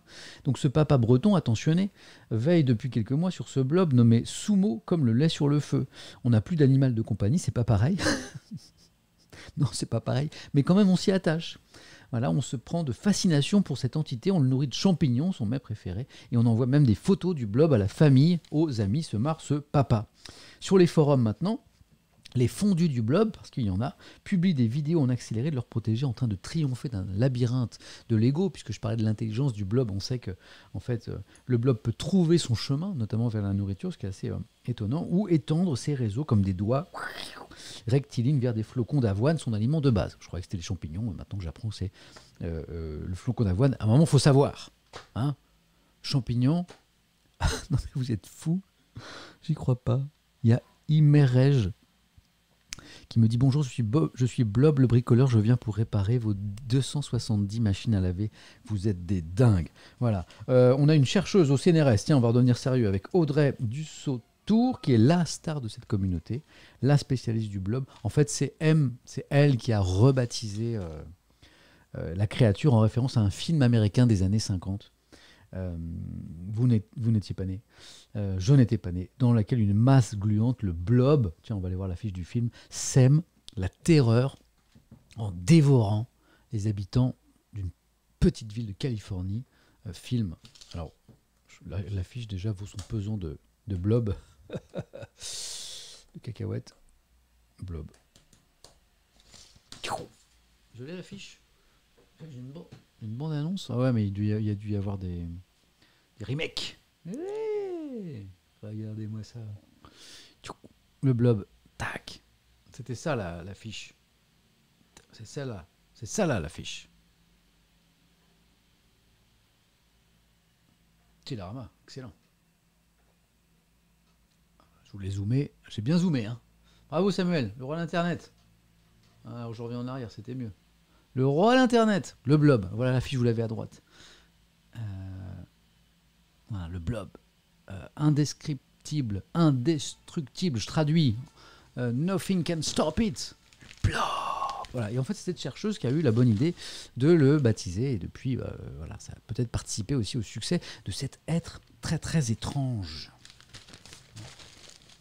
Il y a eu un remake excellent en 1988, voilà, me dit quelqu'un. C'est cool. Voilà, le blob. Voilà. Et manifestement, Thomas Pesquet va faire des expériences avec ce truc dans l'espace. Moi, je vous dis que ça sent le mauvais film catastrophe, ça. Hein, le blob dans l'espace. Imaginez, je sais pas, une réaction, un truc. Il se passe, je sais pas. Le truc devient vraiment intelligent. Je sais pas, il prend contrôle de l'ISS. Il prend le contrôle des cerveaux des astronautes. Enfin, je ne sais pas. Je trouve ça extrêmement dangereux. Le Parisien, excellent édition du Parisien, il y a plein de trucs, et notamment ce papier sur ce prêtre, ce curé star de TikTok, comme le dit le Parisien ce matin, un prêtre qui a quand même près de 700 000, j'exagère un peu, 626 000 fidèles sur TikTok. TikTok, je connais pas bien, je suis pas dessus, mais c'est très numérique. Il s'appelle Mathieu Jasseron, c'est le jeune curé de la paroisse de Joigny. Voilà. Et dans ses vidéos, il aborde des sujets tabous, parce que là je rigole, au sein de l'Église, et du coup, il est pas mal critiqué, notamment l'homosexualité. Donc le Parisien parle de ses vidéos, la plus populaire a été vue 1,2 million de fois. Voilà. Certains connaissent Père Mathieu, manifestement. Et a déchiré la communauté catho. À un internaute qui lui demandait le 23 août, en étant gay, est-ce que nous sommes toujours chrétiens, lui répond une autre question que je vois souvent revenir aussi, c'est est-ce que être homosexuel ou de pratiquer l'homosexualité, c'est péché? Eh bien, je vais être franc et honnête avec vous, les amis, non. Il dit ça, et là, une petite tension au sein de l'Église, parce que ça n'est pas la doctrine officielle de l'Église. En mars dernier, le Vatican a rappelé que l'homosexualité, je cite, était un péché, même si Rome joue la carte de la main tendue ces dernières années, notamment via la parole du pape. Donc il y a eu beaucoup de réactions, notamment un prêtre parisien conservateur qui sur YouTube, ils sont sur les nouveaux trucs maintenant les prêtres, parle d'un prêtre scandaleux. Sur Twitter, bah oui, ils sont sur les réseaux, ils sont là. Vous êtes là aussi les amis prêtres sur Twitch. Sur Twitter, la conférence des évêques de France, qui n'a pas répondu à nos multiples questions, lui tape carrément sur les doigts. Elle désapprouve certaines de ses vidéos qui dénaturent le message de l'Église. Ambiance, leur succès d'audience ne signifie pas qu'elle soit juste. Voilà. Et du coup, le Parisien est allé voir les vidéos de ce prêtre qui se met en scène avec ses paroissiens, son église. Dans la nef, on reconnaît l'autel sur lequel il s'est amusé à mimer un DJ en concert. En scratchant sur le calice, on identifie la statue de Jésus rénovée. Ou la chaise sur laquelle il s'est hissé avec sa chienne prune qu'il brandit comme un trophée. Cet été, quand un internaute a osé lui demander, merci Alexis, merci pour ton soutien, s'il avait déjà trempé son biscuit, il a répliqué par une vidéo en plongeant un gâteau sec dans un verre de lait avec un petit sourire. C'est un personnage qui est extrêmement sympathique, manifestement, qui ne fait pas sourire tout le monde dans le monde catholique en France. Ça, c'est dans le Parisien. C'est page... On vient de me poser la question à l'instant. C'est page 12 dans le Parisien aujourd'hui. Je crois qu'on a fait à peu près le tour du Parisien. Donc, il y avait 3-4 articles vraiment intéressants. Il est 10h41. Autant dire que... Ah, ça va encore. Ah, mais si, je vous quitte à 11h30. Ah, ça va, on a encore un petit peu. Merci. Draswolnir. Je suis sûr que je prononce très mal vos pseudos. Bon, les prix augmentent, on l'a vu avec le Parisien, le prix de l'essence augmente, le prix des pâtes augmente, le prix du pain augmente, le prix du gaz augmente, le prix de l'électricité augmente, le prix de quoi augmente, enfin bref, ça augmente. Alors, pour pas perdre du pouvoir d'achat, on n'a qu'à augmenter les salaires, disent certains politiques, syndicats. Le Figaro se penche sur cette question. La pression monte, constate le journal, pour augmenter les salaires. Le retour de la croissance, les pénuries de... Il n'y a pas d'ailleurs que les prix. Le retour de la croissance, les pénuries de main-d'œuvre. Il y a des secteurs qui sont en tension, comme on dit. On ne trouve pas des salariés. Ça peut être une solution aussi de monter les salaires. Dans l'hôtellerie-restauration, où on manque de bras. Dans le bâtiment, où on manque de bras. Dans le secteur médical, les aides à domicile, où on manque de bras. Et si on augmentait les salaires ? Voilà. Et les premiers signes d'inflation alimentent les revendications salariales qui s'invitent dans le débat politique. Et là, on se dit, alors qu'en pense le Figaro ? Il n'est pas trop pour. Enfin, il n'est pas trop pour. Il dit, il ne faut pas prendre de décision politique, c'est pas à l'État, c'est pas au gouvernement de dire, il faut augmenter les salaires. C'est les entreprises, si elles le souhaitent. Bon, c'est une vision assez libérale, on va dire, et c'est celle du Figaro. Les digues de la démagogie, merci Toufiac, c'est l'édito de Gaëtan de Capelle. Je vous lis quelques mots. Passé le soulagement d'avoir échappé au pire, la France n'a pas mis longtemps à renouer avec ses vieux démons. Puisque les entreprises tenues à bout de bras et sauvées de la faillite par l'État se portent mieux, rien ne paraît plus urgent que de partir en croisade en faveur du pouvoir d'achat. Vous comprenez que le Figaro n'est pas super pour cette croisade. La proximité de l'élection présidentielle fait tomber les dernières digues de la démagogie. Je lis toujours le Figaro. Dans cette course à l'échalote pour exiger des revalorisations salariales, c'est Anne Hidalgo qui a pris le meilleur départ avec sa promesse intenable, écrit le Figaro, de multiplier par 2 les salaires de l'enseignement. On verra avec Libération tout à l'heure que ce n'est pas du tout l'avis de Libé sur cette question. En tout cas, qu'il faut y réfléchir. Même les syndicats les plus merci WB Corp, les plus vindicatifs n'osaient y songer. Les chefs d'entreprise, poursuit Gaëtan de Capelle, n'ont hélas pas les pouvoirs surnaturels de la maire de Paris. Contrairement à l'État impunément en déficit depuis un demi-siècle, eux doivent surveiller leurs comptes d'exploitation, comme le lait sur le feu, doivent en permanence se préoccuper de leur compétitivité, qui conditionne les investissements futurs, c'est vrai. Le développement de l'activité, en un mot, l'avenir. Ils sont donc les mieux placés pour décider ou non d'augmenter leurs salariés. Voilà ce que dit le Figaro. Voilà. Qui dit laissez l'entreprise tranquille. S'il souhaite apporter sa contribution au pouvoir d'achat, le gouvernement dispose d'excellents leviers, coquin Figaro, à commencer par la réduction du coût du travail. Chez nous, la rémunération brute d'un salarié s'alourdit de 30 à 40% de charges patronales pour l'entreprise et s'allège de 25% de cotisations sociales pour le même salarié. Mais on revient toujours au même problème. Pour compenser d'éventuelles baisses de charges, il faut trouver des économies dans la dépense publique. Et à 7 mois d'élection, personne n'avance la moindre idée. Voilà. Donc le Parisien, plutôt que la hausse des salaires, dit on fera mieux de baisser les charges. Oui, mais pour baisser les charges, il faut faire des économies au niveau du train de vie de l'État et notamment de la charge des fonctionnaires, par exemple. Bon, ça, c'est un discours assez traditionnel dans le Figaro, mais c'est une contribution au débat. Bah, vous savez quoi ? On va aller prendre Libération, qui n'a pas la même grille de lecture que le Figaro, bien sûr. Je vois un petit SMS pour voir si il y a des choses urgentes.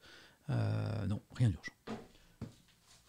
C'est mon opérateur téléphonique qui veut me faire changer l'abonnement, donc autant dire que je pourrai le faire tout à l'heure. Prenons Libé, qui revient justement sur cette proposition tant décriée, et tout le monde lui est tombé dessus.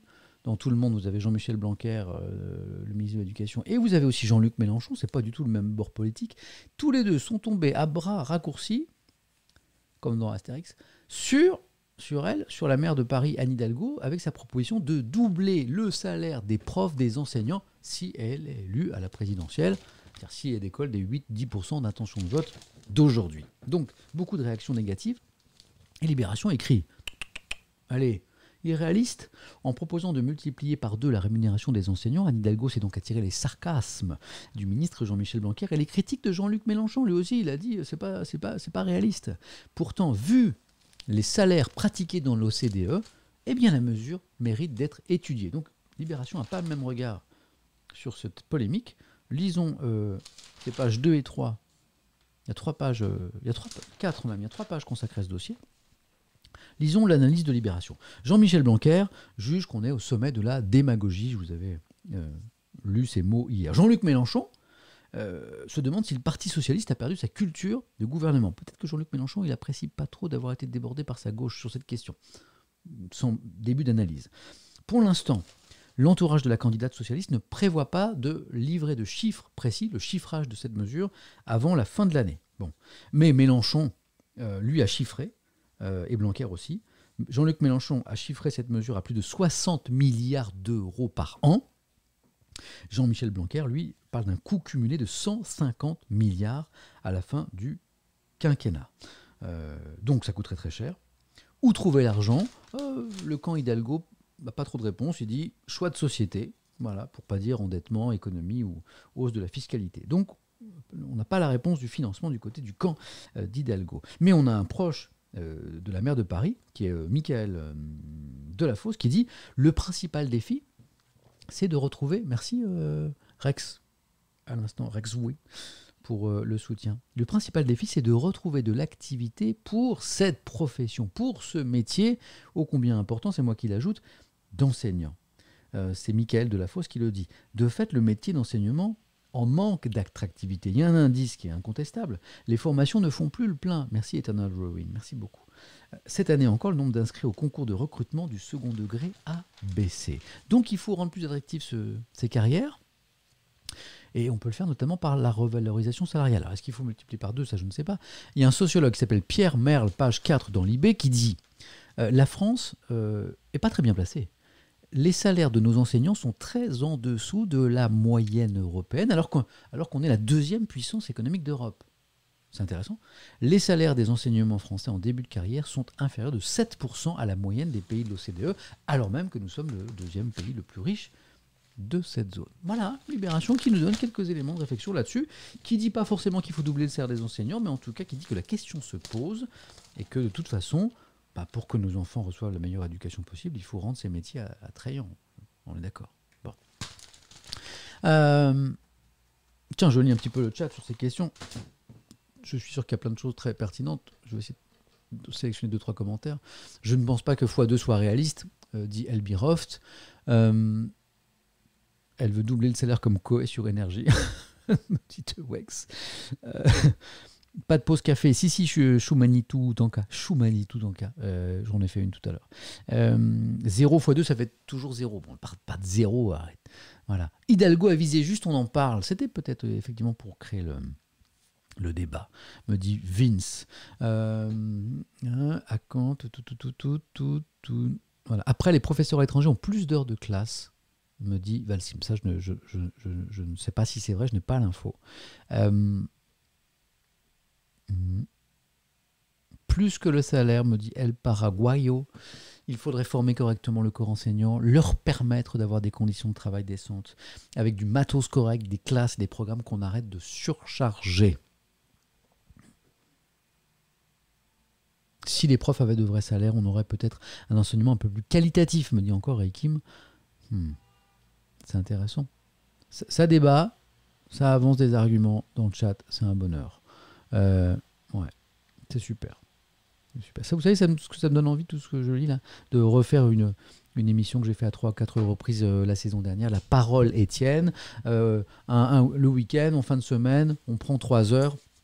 On lance un débat de société. On avait fait le malaise étudiant au plus fort de la crise sanitaire. On avait fait le malaise à l'hôpital, ce genre de choses. Et puis, je prends une quinzaine de personnes au téléphone qui m'ont envoyé un petit message en DM sur Twitter avant, des gens concernés par la question, et on en parle, et on prend le temps. C'est pas 30 secondes, c'est pas 1 minute, on prend facilement 10 minutes par personne, et on parle pour comprendre au plus près de la vie des gens le sujet qu'on aborde. Voilà, par exemple, sur l'école, sur l'enseignement, on pourrait peut-être faire un truc en donnant la parole aux enseignants.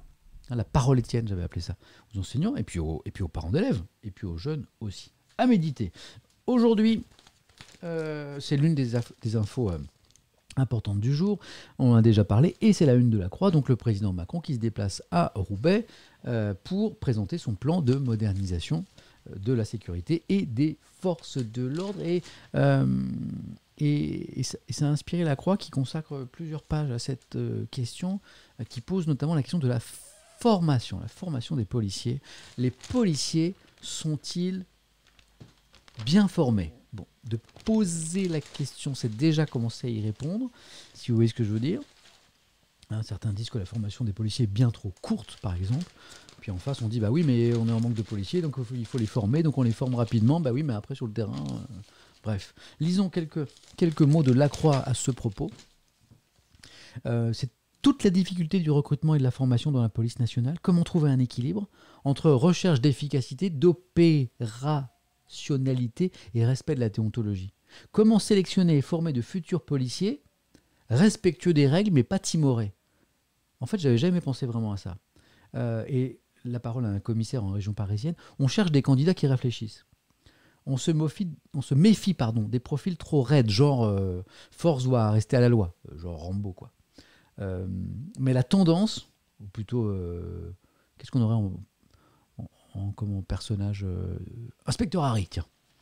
Mais la tendance, c'est aussi des jeunes, dit ce commissaire, qui n'osent plus rien faire de peur d'être accusés de violence policière. Voilà. Un officier, plutôt un vieil officier, un officier d'expérience, on va dire, dit un peu plus loin dans la Croix, la déontologie, c'est bien, les cours de déontologie que reçoivent les jeunes policiers. Mais, on ne va pas recruter des mecs qui n'osent pas tirer et qui seront des dangers pour leurs collègues. Okay. Il y a la théorie, puis il y a la pratique. Et la Croix constate qu'il est difficile de mesurer l'impact réel de la formation initiale sur la déontologie des policiers. Que reste-t-il de ces apprentissages, de ces règles, de ces bonnes pratiques 1 an après la sortie d'école ? Eh bien, pratiquement rien, estime un psychologue, à cause du travail de SAP, des services actifs, qui délégitime cette formation. De très nombreux policiers considèrent en effet que l'école est globalement inutile, que le métier s'apprend sur le terrain. Donc on dirait à ces jeunes policiers qui arrivent dans les commissariats, écoute, tout ce que tu as appris à l'école, t'oublies, maintenant on va t'apprendre ton métier. Voilà. Donc aujourd'hui, il y a une conviction qui s'est forgée, nous explique Lacroix dans ce dossier qui est assez intéressant. Il est inutile d'éditer des kilomètres de règles pour les policiers, de belles valeurs à partager, si tout n'est pas correctement mis en musique sur le terrain. Le problème, c'est le management, qui est justement l'autre grand chantier, herculéen même, dit Lacroix ce matin, à propos de la police. C'est intéressant, non? J'ai soif. On se fait une petite pause café. Quelqu'un me réclamait une petite pause café tout à l'heure. Petite pause café, tout ça. Je veux voir de la tasse, je veux voir du mug, je veux du thermos. Et vous buvez ce que vous voulez. Je ne suis pas un dictateur du café, mais si vous buvez du café, ça me fait plaisir. Petite pause. Petite pause. Yes, c'est parti.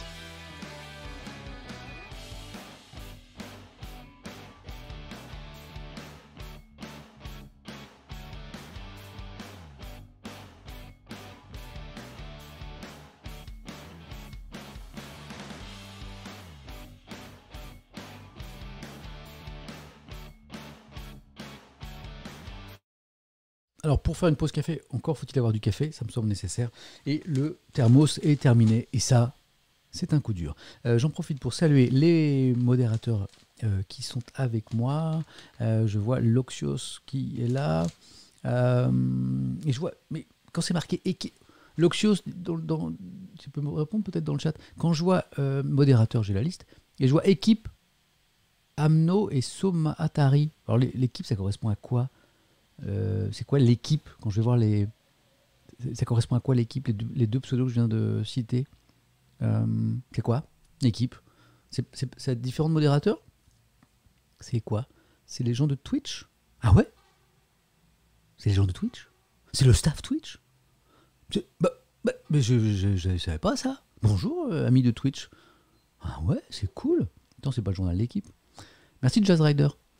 Donc ça veut dire qu'il y a des gens de Twitch. Alors je salue Amno et Somatahari. C'est cool ça. C'est cool. Bon les gars, encore une mauvaise nouvelle. Ouais.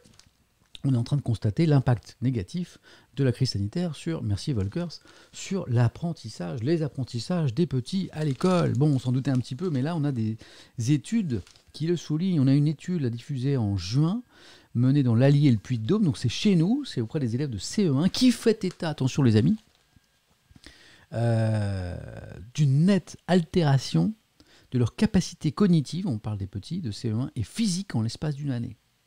En cause, le confinement du printemps 2020, synonyme de sollicitation moindre sur le plan intellectuel, mais aussi de sédentarité. Alors on leur a donné un exercice à faire.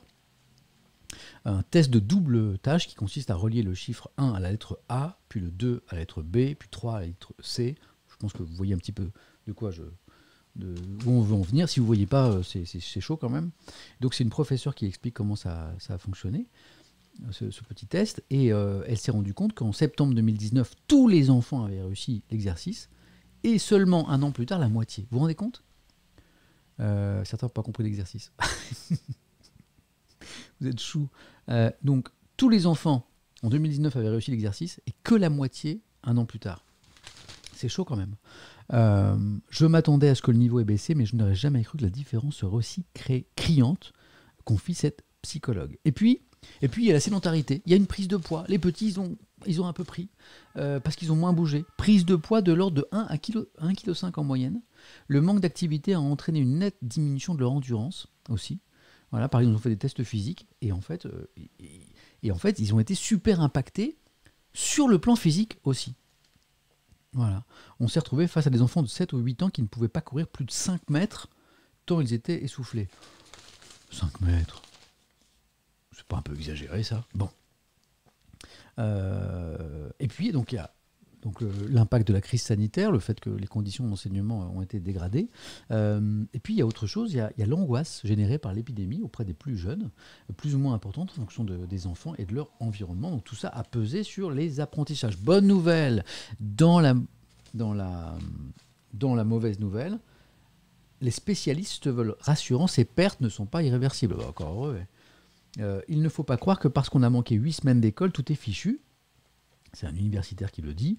Avant le Covid, les enfants pouvaient être coupés du système éducatif pendant un certain temps pour des problèmes de santé. Par exemple, ce qui ne les empêchait pas de rattraper leur retard une fois de retour. Mais, il y a un mais. Voilà. Le niveau socio-économique est un facteur déterminant. Voilà, le poids des inégalités risque de se faire sentir dans les années à venir. Les élèves vivant dans un milieu éducatif stimulant vont rattraper leur retard assez vite. Quand les moins favorisés, déjà plus touchés par les effets de la crise, vont devoir redoubler d'efforts pour ne pas rester sur la même trajectoire. Donc il y a quand même des motifs d'inquiétude. Voilà. Bon, voilà pour la croix. Des choses intéressantes aussi dans la croix. Alors, je prends l'humanité, je surveille l'heure, 10h58, je vous quitte à 11h30, on est pas mal. On aura même le temps de faire une pause papier. Il y a J-Phil qui nous quitte pour une conf call. Bonne conf call, mon ami. On a presque le temps de se faire un café. Si j'avais du café, mais j'en ai plus. Parfois la vie est un petit peu injuste. Je prends l'humanité et au début je ne comprends pas bien de quoi il s'agit. Fusion-acquisition, la nouvelle folie des marchés financiers. En 8 mois, les rachats de firmes ont atteint 3600 milliards de dollars, une concentration que les salariés paient cash, avec un joli dessin manifestement un gros capitaliste qui est en train de se goinfrer d'entreprise, ici d'une start-up. Je ne sais pas si c'est facile à digérer, une start-up, mais voilà. Et bienvenue à ceux qui nous rejoignent. Alors, de quoi s'agit-il ? Eh bien, j'ai lu l'édito de Jean-Emmanuel Ducoing, page 2 dans l'Humain, et j'ai compris de quoi voulait me parler l'humanité. Le dessin, il est de gros. Bonne remarque à l'instant. El Giganto, 69. Il faut citer, il faut rendre à César ce qui est à César, il faut citer les auteurs de dessin, comme j'essaie de citer le plus souvent les noms des journalistes que je lis, comme Jean-Emmanuel Ducoing ici, et grâce à lui, j'ai compris cette histoire. Alors, on y va ? Pendant ce temps-là, à bas bruit, comme si de rien n'était, la cynique mécanique du capitalisme globalisé, bon, on est dans l'humanité, poursuit sa course folle vers la financiarisation à outrance. Sur les 8 premiers mois de l'année, le marché mondial des fusions-acquisitions, donc des entreprises qui en rachètent d'autres, a déjà atteint les 3600 milliards de dollars. Je ne suis pas très fort en économie, mais ça me paraît beaucoup quand même. La pandémie et la crise planétaire n'y ont rien changé. Les chiffres donnent le vertige. Non seulement ce montant dépasse de très loin celui observé l'an dernier sur la même période, mais il surclasse également les volumes moyens sur la période 2015-2019. Donc il y a une folie des fusions-acquisitions et l'humanité écrit « Nous allons donc vivre l'année record du Monopoly mondial ». Pourquoi c'est inquiétant ? Analyse de Jean-Emmanuel Ducoing. Les méthodes, nous les connaissons par cœur. Soit fusionner en rachetant en vérité un concurrent, ce qui permet à une entreprise d'augmenter sa part de marché sans aucun investissement en interne, soit conquérir agressivement pour récupérer les savoir-faire et les brevets sans avoir à les développer, ce qui génère de la croissance. Des groupes concentrent ainsi les profits afin de retrouver le chemin de la rentabilité, mais à la clé, combien d'emplois sacrifiés, combien de restructurations. Voilà pourquoi l'humanité se désole que le salarié soit souvent celui qui paye le prix de ces fusions, acquisitions, restructurations, etc. La France n'est pas à l'écart, conclut le journaliste. Depuis des mois, les fusions se multiplient. Peugeot et Fiat Chrysler, Alstom et Bombardier, Faurecia et Hella, Adecco et Kappa, etc. Cette concurrence tue l'emploi et casse ce qu'il reste du tissu industriel. Voilà pour ce constat de l'humain. Si vous voulez en savoir plus, il y a un article plus complet que l'édito que je viens d'évoquer, c'est-à-dire page 4, fusion, acquisition, les marchés financiers s'emballent, c'est-à-dire dans l'humanité. En quoi statue l'emploi, me demande la Nat. Moi, je n'ai pas compris tout de suite, mais en gros, parce que quand deux entreprises fusionnent, en général, il y a des doublons. C'est comme ça que je l'ai compris. On n'a pas besoin forcément de... Par exemple, tu prends le service comptabilité, tu n'as pas besoin, une fois que tu as de la fusion, de tous les salariés. Tu prends les RH, idem, tu prends le service com, etc. Voilà. La fusion-acquisition, tu permets à l'entreprise de faire des gains d'échelle et donc de se séparer d'une partie de ses salariés en gagnant toujours autant d'argent. C'est comme ça que je l'ai compris. Voilà pour la réponse à ta question. Les synergies, comme le dit Vruduch. Merci beaucoup. Et la Nat nous remercie en direct pour les explications. C'est trop cool. C'est trop cool. Laissez-moi googliser un truc juste pour moi, parce que depuis hier, j'ai pas mal de références à une actualité que je ne maîtrise pas. Ma curiosité m'impose d'aller voir de quoi il s'agit. pas pour en parler tout de suite parce qu'il faudra que je fasse des recherches. C'est quoi l'histoire? Je reviens.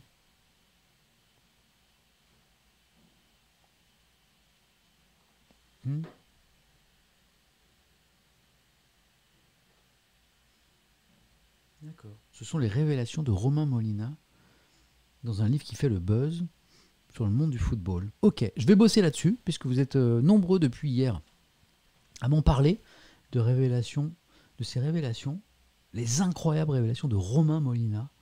Voilà. Voilà. Des propos chocs à prendre avec des pincettes, disent certains articles. Ok, je vais me pencher là-dessus. J'ai pas vu encore d'article.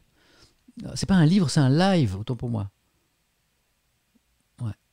En tout cas, vous êtes super au courant. Hein. Et je vais m'enseigner. J'ai pas vu d'article dans la presse classique, qui peut-être n'est pas plus au courant que moi. Mais je vais me pencher là-dessus. Romain Molina. Ok, je me le mets un peu comme un pense-bête. Je vais bosser là-dessus. Je vais essayer de trouver des articles, des articles carrés. Je vais vérifier les sources. Je voudrais savoir de quoi il s'agit. Il ne s'agit pas de vous rapporter des infos qui n'ont pas l'air carré. Je vais regarder ça. Je ne suis pas au courant. Hein, ok. Mais depuis hier, vous êtes pas mal à m'en parler. Puisqu'on parle de sport, enchaînement magnifique et magique, je prends l'équipe pour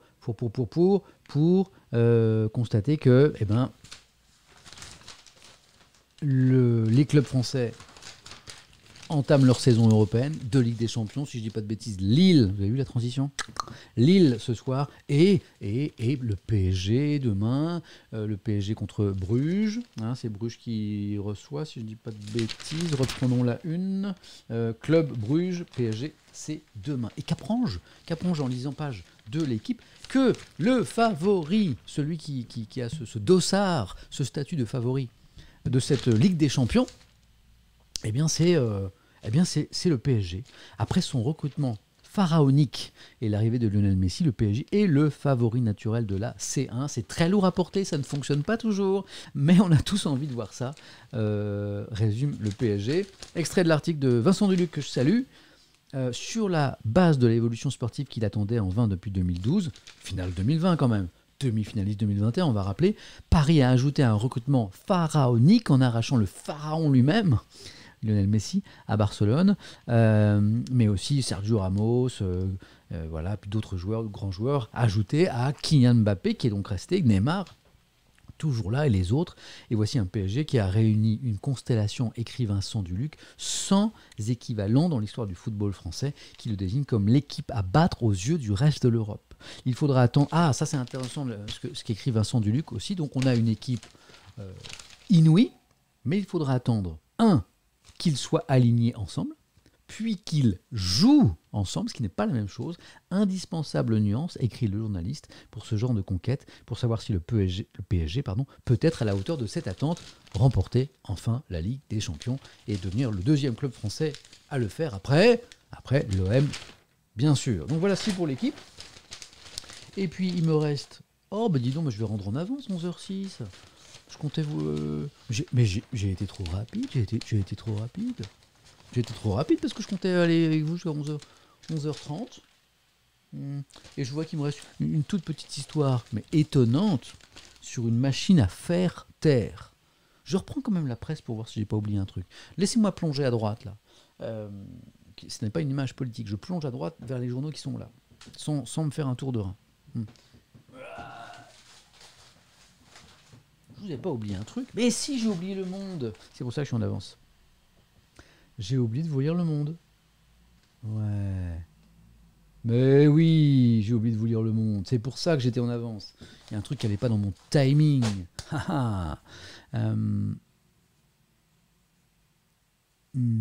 Samuel Etienne, l'homme qui lit le plus vite les journaux de l'Ouest, me dit Titi. Donc, avant de se pencher sur cet article des Échos sur la machine à faire taire, ce sera la petite cerise sur le gâteau, ce sera notre petit plaisir de fin de stream. Eh bien, lisons Le Monde, la dernière édition du Monde, en tout cas ce que je vous ai mis de côté pour vous. Il y a ma chérie qui m'a acheté un petit bras télescopique pour poser mon iPad. Merci Scops. Je les traîne aujourd'hui, ça me permet, comme je le fais tomber sans arrêt, ce qui m'a fait cracher une partie de ma connectique en direct live, c'était lundi je crois, Non, c'était dimanche. Donc maintenant, j'ai une jolie un bras télescopique. Voilà, j'ai un stream de malade maintenant, un setup de malade qui me permet de poser ma tablette. Pourquoi je vous raconte ma vie je continue. Donc Le Monde nous fait un petit point sur la campagne présidentielle. On en est où? Macron, candidat supposé, putatif, probable, mais pas déclaré. Hidalgo, Le Pen, c'est parti. Et ce qui est intéressant, c'est ça. Les militants macronistes ont commencé la distribution de tracts dans une soixantaine de villes afin de défendre le bilan présidentiel. Donc Emmanuel Macron n'est pas candidat, mais ça tracte déjà. Le chef de l'État, qui se méfie de la candidature de Xavier Bertrand, c'est ça qui est intéressant, qui est convaincu que l'élection se jouera à droite. Le chef de l'État, c'est exactement l'analyse d'une excellente analyste politique qui s'appelle Alix Bouilléguet et que vous retrouvez tous les matins dans la matinale de France Info sur le canal 27. Lisons cet article sur la préoccupation d'Emmanuel Macron qui se dit que s'il perd la présidentielle, ce ne sera pas en raison de l'opposition de Marine Le Pen, mais en raison d'une victoire d'un éventuel candidat de droite. Lisons cet article d'Alexandre Le Marié. Pour l'instant, les sondages donnent effectivement le locataire de l'Élysée et la présidente du RN, Marine Le Pen, invariablement en tête des intentions de vote pour le premier tour du scrutin d'avril prochain. Et ça approche, hein, ça va venir vite. Mais, regardez l'article, plusieurs macronistes estiment que la droite reste la plus dangereuse si elle parvient à se souder derrière un seul candidat en pariant sur l'absence de Marine Le Pen, qui aurait été affaiblie par une candidature d'Éric Zemmour, si vous suivez toujours le second tour. Donc, on récapitule. Les sondages annoncent un deuxième tour Marine Le Pen, Macron, avec une victoire du président Macron, mais l'hypothèse d'une candidature Zemmour fait peser une menace sur Marine Le Pen de ne pas la faire se qualifier pour le second tour, parce qu'il lui manquerait des voix. Dans ce cas, un candidat de la droite pourrait tirer son épingle du jeu, et ça inquiète beaucoup plus Emmanuel Macron. Voilà pour le résumé. Un scénario considéré, je continue l'article du Monde, comme la pire configuration par plusieurs stratèges de la majorité, convaincu que M. Macron aurait davantage de difficultés à l'emporter en finale grâce à un candidat LR que face à la fille de Jean-Marie Le Pen. C'est exactement ce que je vous disais à l'instant. Et surtout face à Xavier Bertrand, c'est vraiment lui qui semble inquiéter plus que Valérie Pécresse par exemple, qui apparaît, dixit l'article, comme le seul candidat de l'opposition capable de l'emporter au second tour face à Macron. C'est même ce qu'a dit un sondage publié début septembre, 53% pour Xavier Bertrand, 47% pour Macron, sondage IFOP fiducial. Xavier Bertrand est clairement le plus dangereux car il a une image provinciale qui tranche avec le président, admet un conseiller de l'Élysée, sentiment partagé depuis plusieurs mois au sommet de l'État. On le surveille de près, j'ai l'impression, Xavier Bertrand, du côté de l'Élysée. Rappelons que le déplacement présidentiel de ce matin à Roubaix, sur la question de la sécurité, on est sur les terres de Xavier Bertrand, on est dans sa région. Monsieur Macron poursuit Alexandre Le Marié, continue plus que jamais à investir des thèmes de prédilection de la droite afin d'assécher le terrain de LR. Après s'être affiché au chevet des agriculteurs vendredi dans les Alpes de Haute-Provence, le chef de l'État a prévu de conclure le Beauvau de la sécurité, je vous en parlais à l'instant, aujourd'hui à Roubaix, dans le Nord, sur les terres de M. Bertrand. L'occasion pour le chef de l'État de renforcer sa position sur les sujets régaliens, alors que son rival ne cesse de dénoncer sa supposée faiblesse dans ce domaine. Sur le front économique et social, la mise en œuvre de l'assurance chômage prévue le 1er octobre, le plan à venir pour les indépendants ou la tentation de relancer le dossier de la réforme des retraites participent de cette stratégie de triangulation, toujours pour chasser les électeurs de droite, ou plutôt leur voix, avec l'objectif de continuer à attiser des électeurs de LR, poursuit l'article, qui forme aujourd'hui une part importante du socle électoral du chef de l'État. Stratégie. Nono le robot héros n'est pas d'accord avec le qualificatif provincial pour Xavier Bertrand. Il dit oui, moi je suis astronaute. Peut-être qu'il l'est un peu plus que l'ex-banquier Emmanuel Macron. C'est peut-être ce que veut dire l'article. On juge encore les candidats sur leur image et pas sur leur programme. Elle va encore être belle cette présidentielle. King Julian, je partage ton regret. Ça n'est pas tout pour le Monde, puisque je vous ai mis un petit papier de côté sur Alexandre Benalla, l'un des plus grands scandales du mandat du président Macron. Est-ce qu'on s'en souvient encore ? C'était il y a 3 ans.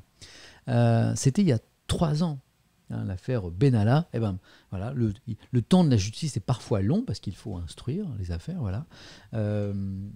3 ans après le scandale, Benalla devant la justice. Je cherchais un peu un article de référence pour faire le point sur ce procès. Je l'ai trouvé. On s'en souvient et on s'en fout, me dit Oli Allo. Pas d'accord, parce que ça soulève quelques questions. En tout cas, ça on a soulevé à l'époque, puisque c'était comme un proche du président. Lisons cet article de Samuel Laurent, très joli prénom, si je puis me permettre, Samuel. Il est à l'origine, pas Samuel, mais Benalla, du premier séisme qui a ébranlé la Macronie. Lundi 13 septembre, donc ça c'était hier, durant 12 jours de procès, sur 3 semaines, Alexandre Benalla fera face à la justice. L'ex-chargé de mission à l'Élysée devra répondre à la fois de ses agissements, révélés par Le Monde, c'était le 10 juillet 2018, donc c'était bien il y a 3 ans, quelqu'un me disait dans le chat à l'instant que c'était 4 ans, mais 2018 ça fait bien 3 ans. Place de la Contrescarpe, on voit la photo d'ailleurs qui correspond ici à la place de la Contrescarpe, on voit Benalla, je ne sais pas si vous le voyez là, avec son casque et sa capuche gris clair, en marge du défilé du 1er de 2018. Donc il est jugé pour ces agissements-là, mais aussi de la manière dont il a cherché à se couvrir en exploitant des images de la préfecture de police de Paris, et enfin pour son utilisation de passeports diplomatiques auxquels il n'aurait plus dû avoir accès. Voilà, donc il est jugé pour plusieurs choses. Est-ce qu'on se rappelle rapidement l'affaire Benalla? Le 1er mai 2018. Défilé syndical dans les rues de Paris, comme tous les 1er mai, émaillé de violence avec des actions policières. La place de la Contrescarpe, on est dans le 5e, très jolie place, pour ceux qui connaissent, magnifique, une petite fontaine au milieu, de la verdure, des bars super sympas. La place de la Contrescarpe, donc, dans le 5e, n'est pas l'épicentre de ces mouvements. Mais aux alentours de 19h, quelques manifestants sont venus y installer un apéritif militant. Et puis on a 2 jeunes, Georgios et Chloé, qui ne font pas partie de cet apéritif militant, mais qui sont là, ils sont venus manger une crêpe, et qui assistent aux premières loges et une intervention des CRS qui, alertés sur le risque de formation d'une barricade, ont cerné la place. Énervés par ce qu'ils voient, les 2 jeunes dont je parle jettent des projectiles sur la police, pas une très bonne idée, ce qui leur vaudra une condamnation en février 2019. 2 personnes portant casque et brassard police, et une arme à feu même pour l'un d'eux, se jettent sur eux, les interpellent violemment en leur portant des coups de poing et de pied. La scène est filmée par un vidéaste, Taha Bouafs, qui la diffuse sur les réseaux sociaux. Il ne le sait pas encore, mais les 2 hommes dont il a capturé les images ne sont pas des policiers. Début de l'affaire. L'un travaille pour l'Élysée, l'autre pour La République En Marche. Alexandre Benalla et Vincent Kras, amis depuis leur rencontre en 2009 dans le cadre d'une formation de gendarmes réservistes. Ils sont là en tant qu'observateurs. Ils veulent observer, voir de plus près les Black Blocs, ces groupes de manifestants d'extrême gauche adeptes des affrontements avec la police. Les supérieurs d'Alexandre Benalla sont au courant du projet. Ok, mais les 2 amis, loin de se contenter d'observer, ont pris sur eux de participer activement au maintien de l'ordre. Quelques heures plus tôt, ils ont déjà interpellé au Jardin des Plantes de manière violente 3 autres manifestants, voilà, dont l'un aura 4 jours d'incapacité totale de travail. Tous sont partie civile au procès. Au soir du 1er mai, le soir donc, qu'est-ce qui se passe? Au soir du 1er mai, Alexandre Benalla n'est pas tranquille. Surtout lorsqu'il se rend compte qu'il a été filmé et que les images circulent sur les réseaux sociaux. Il est convoqué le lendemain par le secrétaire général de l'Élysée, Alexandre Benalla, par Patrick Stroza, qui décide une sanction. Il est mis à pied pour 15 jours. Fin mai, l'Élysée lui demande de rendre ses passeports diplomatiques, ce à quoi il s'engage par écrit, mais il ne le fait pas. Il garde les passeports. Au contraire, il les utilise à l'insu, fin juin, un courrier à en-tête de l'Élysée pour demander un nouveau passeport de service au ministère des Affaires étrangères. À ce stade, seuls l'Élysée et la préfecture de police de Paris sont au courant des actions de Benalla. Personne n'est au courant, puisque rien n'a été signalé à la justice. Rien ne filtre jusqu'au 18 juillet, 1 mois et demi après les événements, quand Le Monde, le journal qu'on est en train de lire, quand Le Monde révèle l'affaire dans un article. Le scandale est immédiat. Les journalistes, ça sert notamment à ça, à dévoiler des choses qu'on veut nous cacher, qu'on veut vous cacher. Le feuilleton Benalla ne fait alors que commencer. En septembre, Mediapart publie une photo montant Alexandre Benalla portant une arme à feu. En avril 2017, alors qu'il n'en avait pas d'autorisation, nouvelle mise en examen. D'autres enquêtes sont en cours concernant la société de sécurité privée de Vincent Kras, les relations avec l'oligarque russe Alexander Makhmudov, ou encore la disparition, vous connaissez peut-être l'histoire, d'un coffre-fort appartenant à M. Benalla avant la perquisition de son domicile. Il y en a des choses. Arme factice selon ses dires, mais lui il a affirmé, Sulmag a raison, que c'était un pistolet à eau. Bon, le procès est en cours, on verra quel jugement sera rendu. Voilà pourquoi on était en avance. Parce que j'avais oublié de vous lire Le Monde. Et maintenant, le petit dessert, le petit article tout sympa, tout court d'ailleurs, que je vous ai gardé de côté.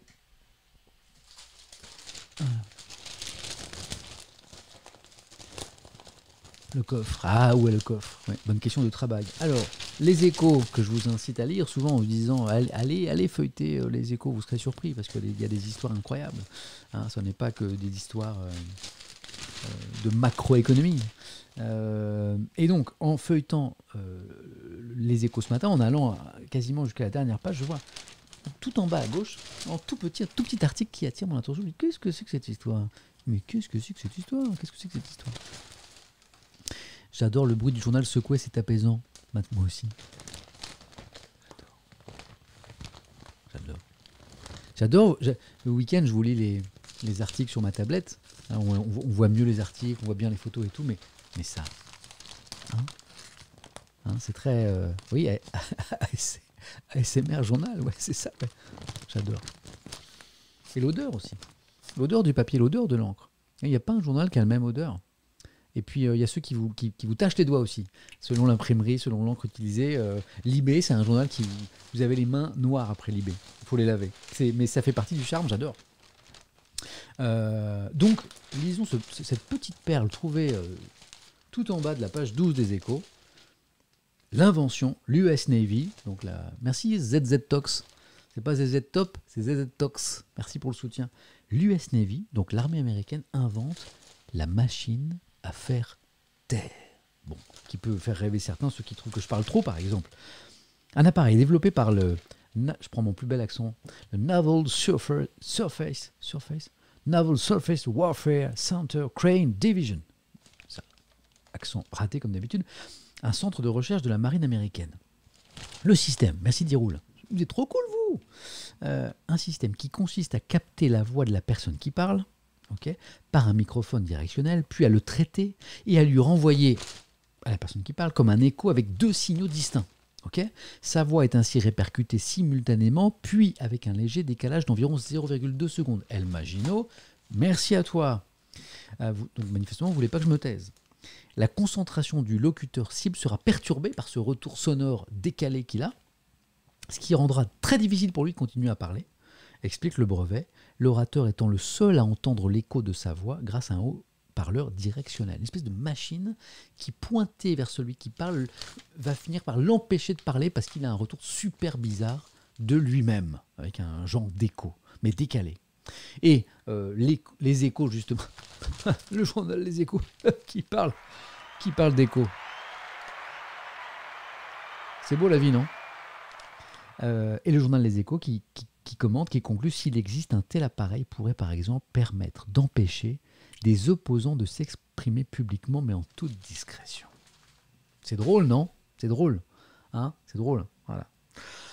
11h21, on est un peu en avance. J'avais prévu de lâcher la main à 11h30 ce matin, un peu plus tôt que d'habitude, parce que petit rendez-vous chez le médecin, pour réviser un peu toute la machine, m'assurer que je suis top en forme pour cette saison de France Info, le matin 6h30, 8h30 sur le canal 27 avec une super équipe de questions pour un champion, 17h50, 17h55 sur France 3, apprendre en s'amusant, le mec qui fait sa pub à mort, et le stream du matin. Et comme on est un petit peu en avance, on va faire un petit raid. Je pensais que j'aurais pas le temps, mais vous savez que j'aime vous inviter à découvrir le travail d'autres streamers, d'autres streameuses qu'on va faire dans un instant. D'abord, je vais vous dire merci. Merci d'avoir été là, d'avoir été si nombreux. Merci encore aux modérateurs que je vais remercier. J'ai vu qu'il y avait Loxios tout à l'heure pour la modération. Et puis un petit coucou à Somata Hari de l'équipe de Twitch, puisqu'on m'a expliqué que c'était des amis de Twitch qui passaient par là. C'est cool. Donc merci à tout le monde. Merci à vous aussi pour la qualité des échanges. Et puis n'hésitez pas à suivre mon compte Twitter, puisque c'est là que je dis quand et où je stream. N'hésitez pas à suivre aussi cette chaîne et à activer les notifications, comme ça, dès que je stream, paf, vous avez la notif, vous êtes au courant, téléphone, tablette, ordinateur. Et si vous voulez subber, si vous voulez soutenir, vous abonnez à cette chaîne comme pas bounet à l'instant, et bien c'est super, c'est ce qui me permettra de poursuivre l'exercice longtemps, jusqu'à la nuit des temps. Merci. Moi, je vais finir dans un instant. Je vous mets un petit écran de pause, pas de fin, puisque merci trop Glo pour les abonnements offerts là à tout le monde, c'est super cool. Je vous mets un écran de pause. Pourquoi ? Parce que c'est pas fini. Je vais, avec vos propositions que vous allez mettre dans le chat là maintenant, trouver un streamer, une streameuse qui fait un chouette truc et qui n'a pas forcément beaucoup de viewers. Et puis on va faire un petit raid pour qu'on puisse aller découvrir son travail tous ensemble. Je vous mets un petit écran de pause. Je vous mets une petite musique. Je regarde vos propositions et on fait ce petit raid. Merci encore. Très belle fin de journée. Et je vous dis à demain. Demain, je crois que ce sera 10h. 10h pour la matinée Étienne. On lit les journaux ensemble, on en parle ensemble et de la vie aussi. Bonne journée à tous. Je vous embrasse. Un petit raid dans 1 minute, 2 minutes maximum.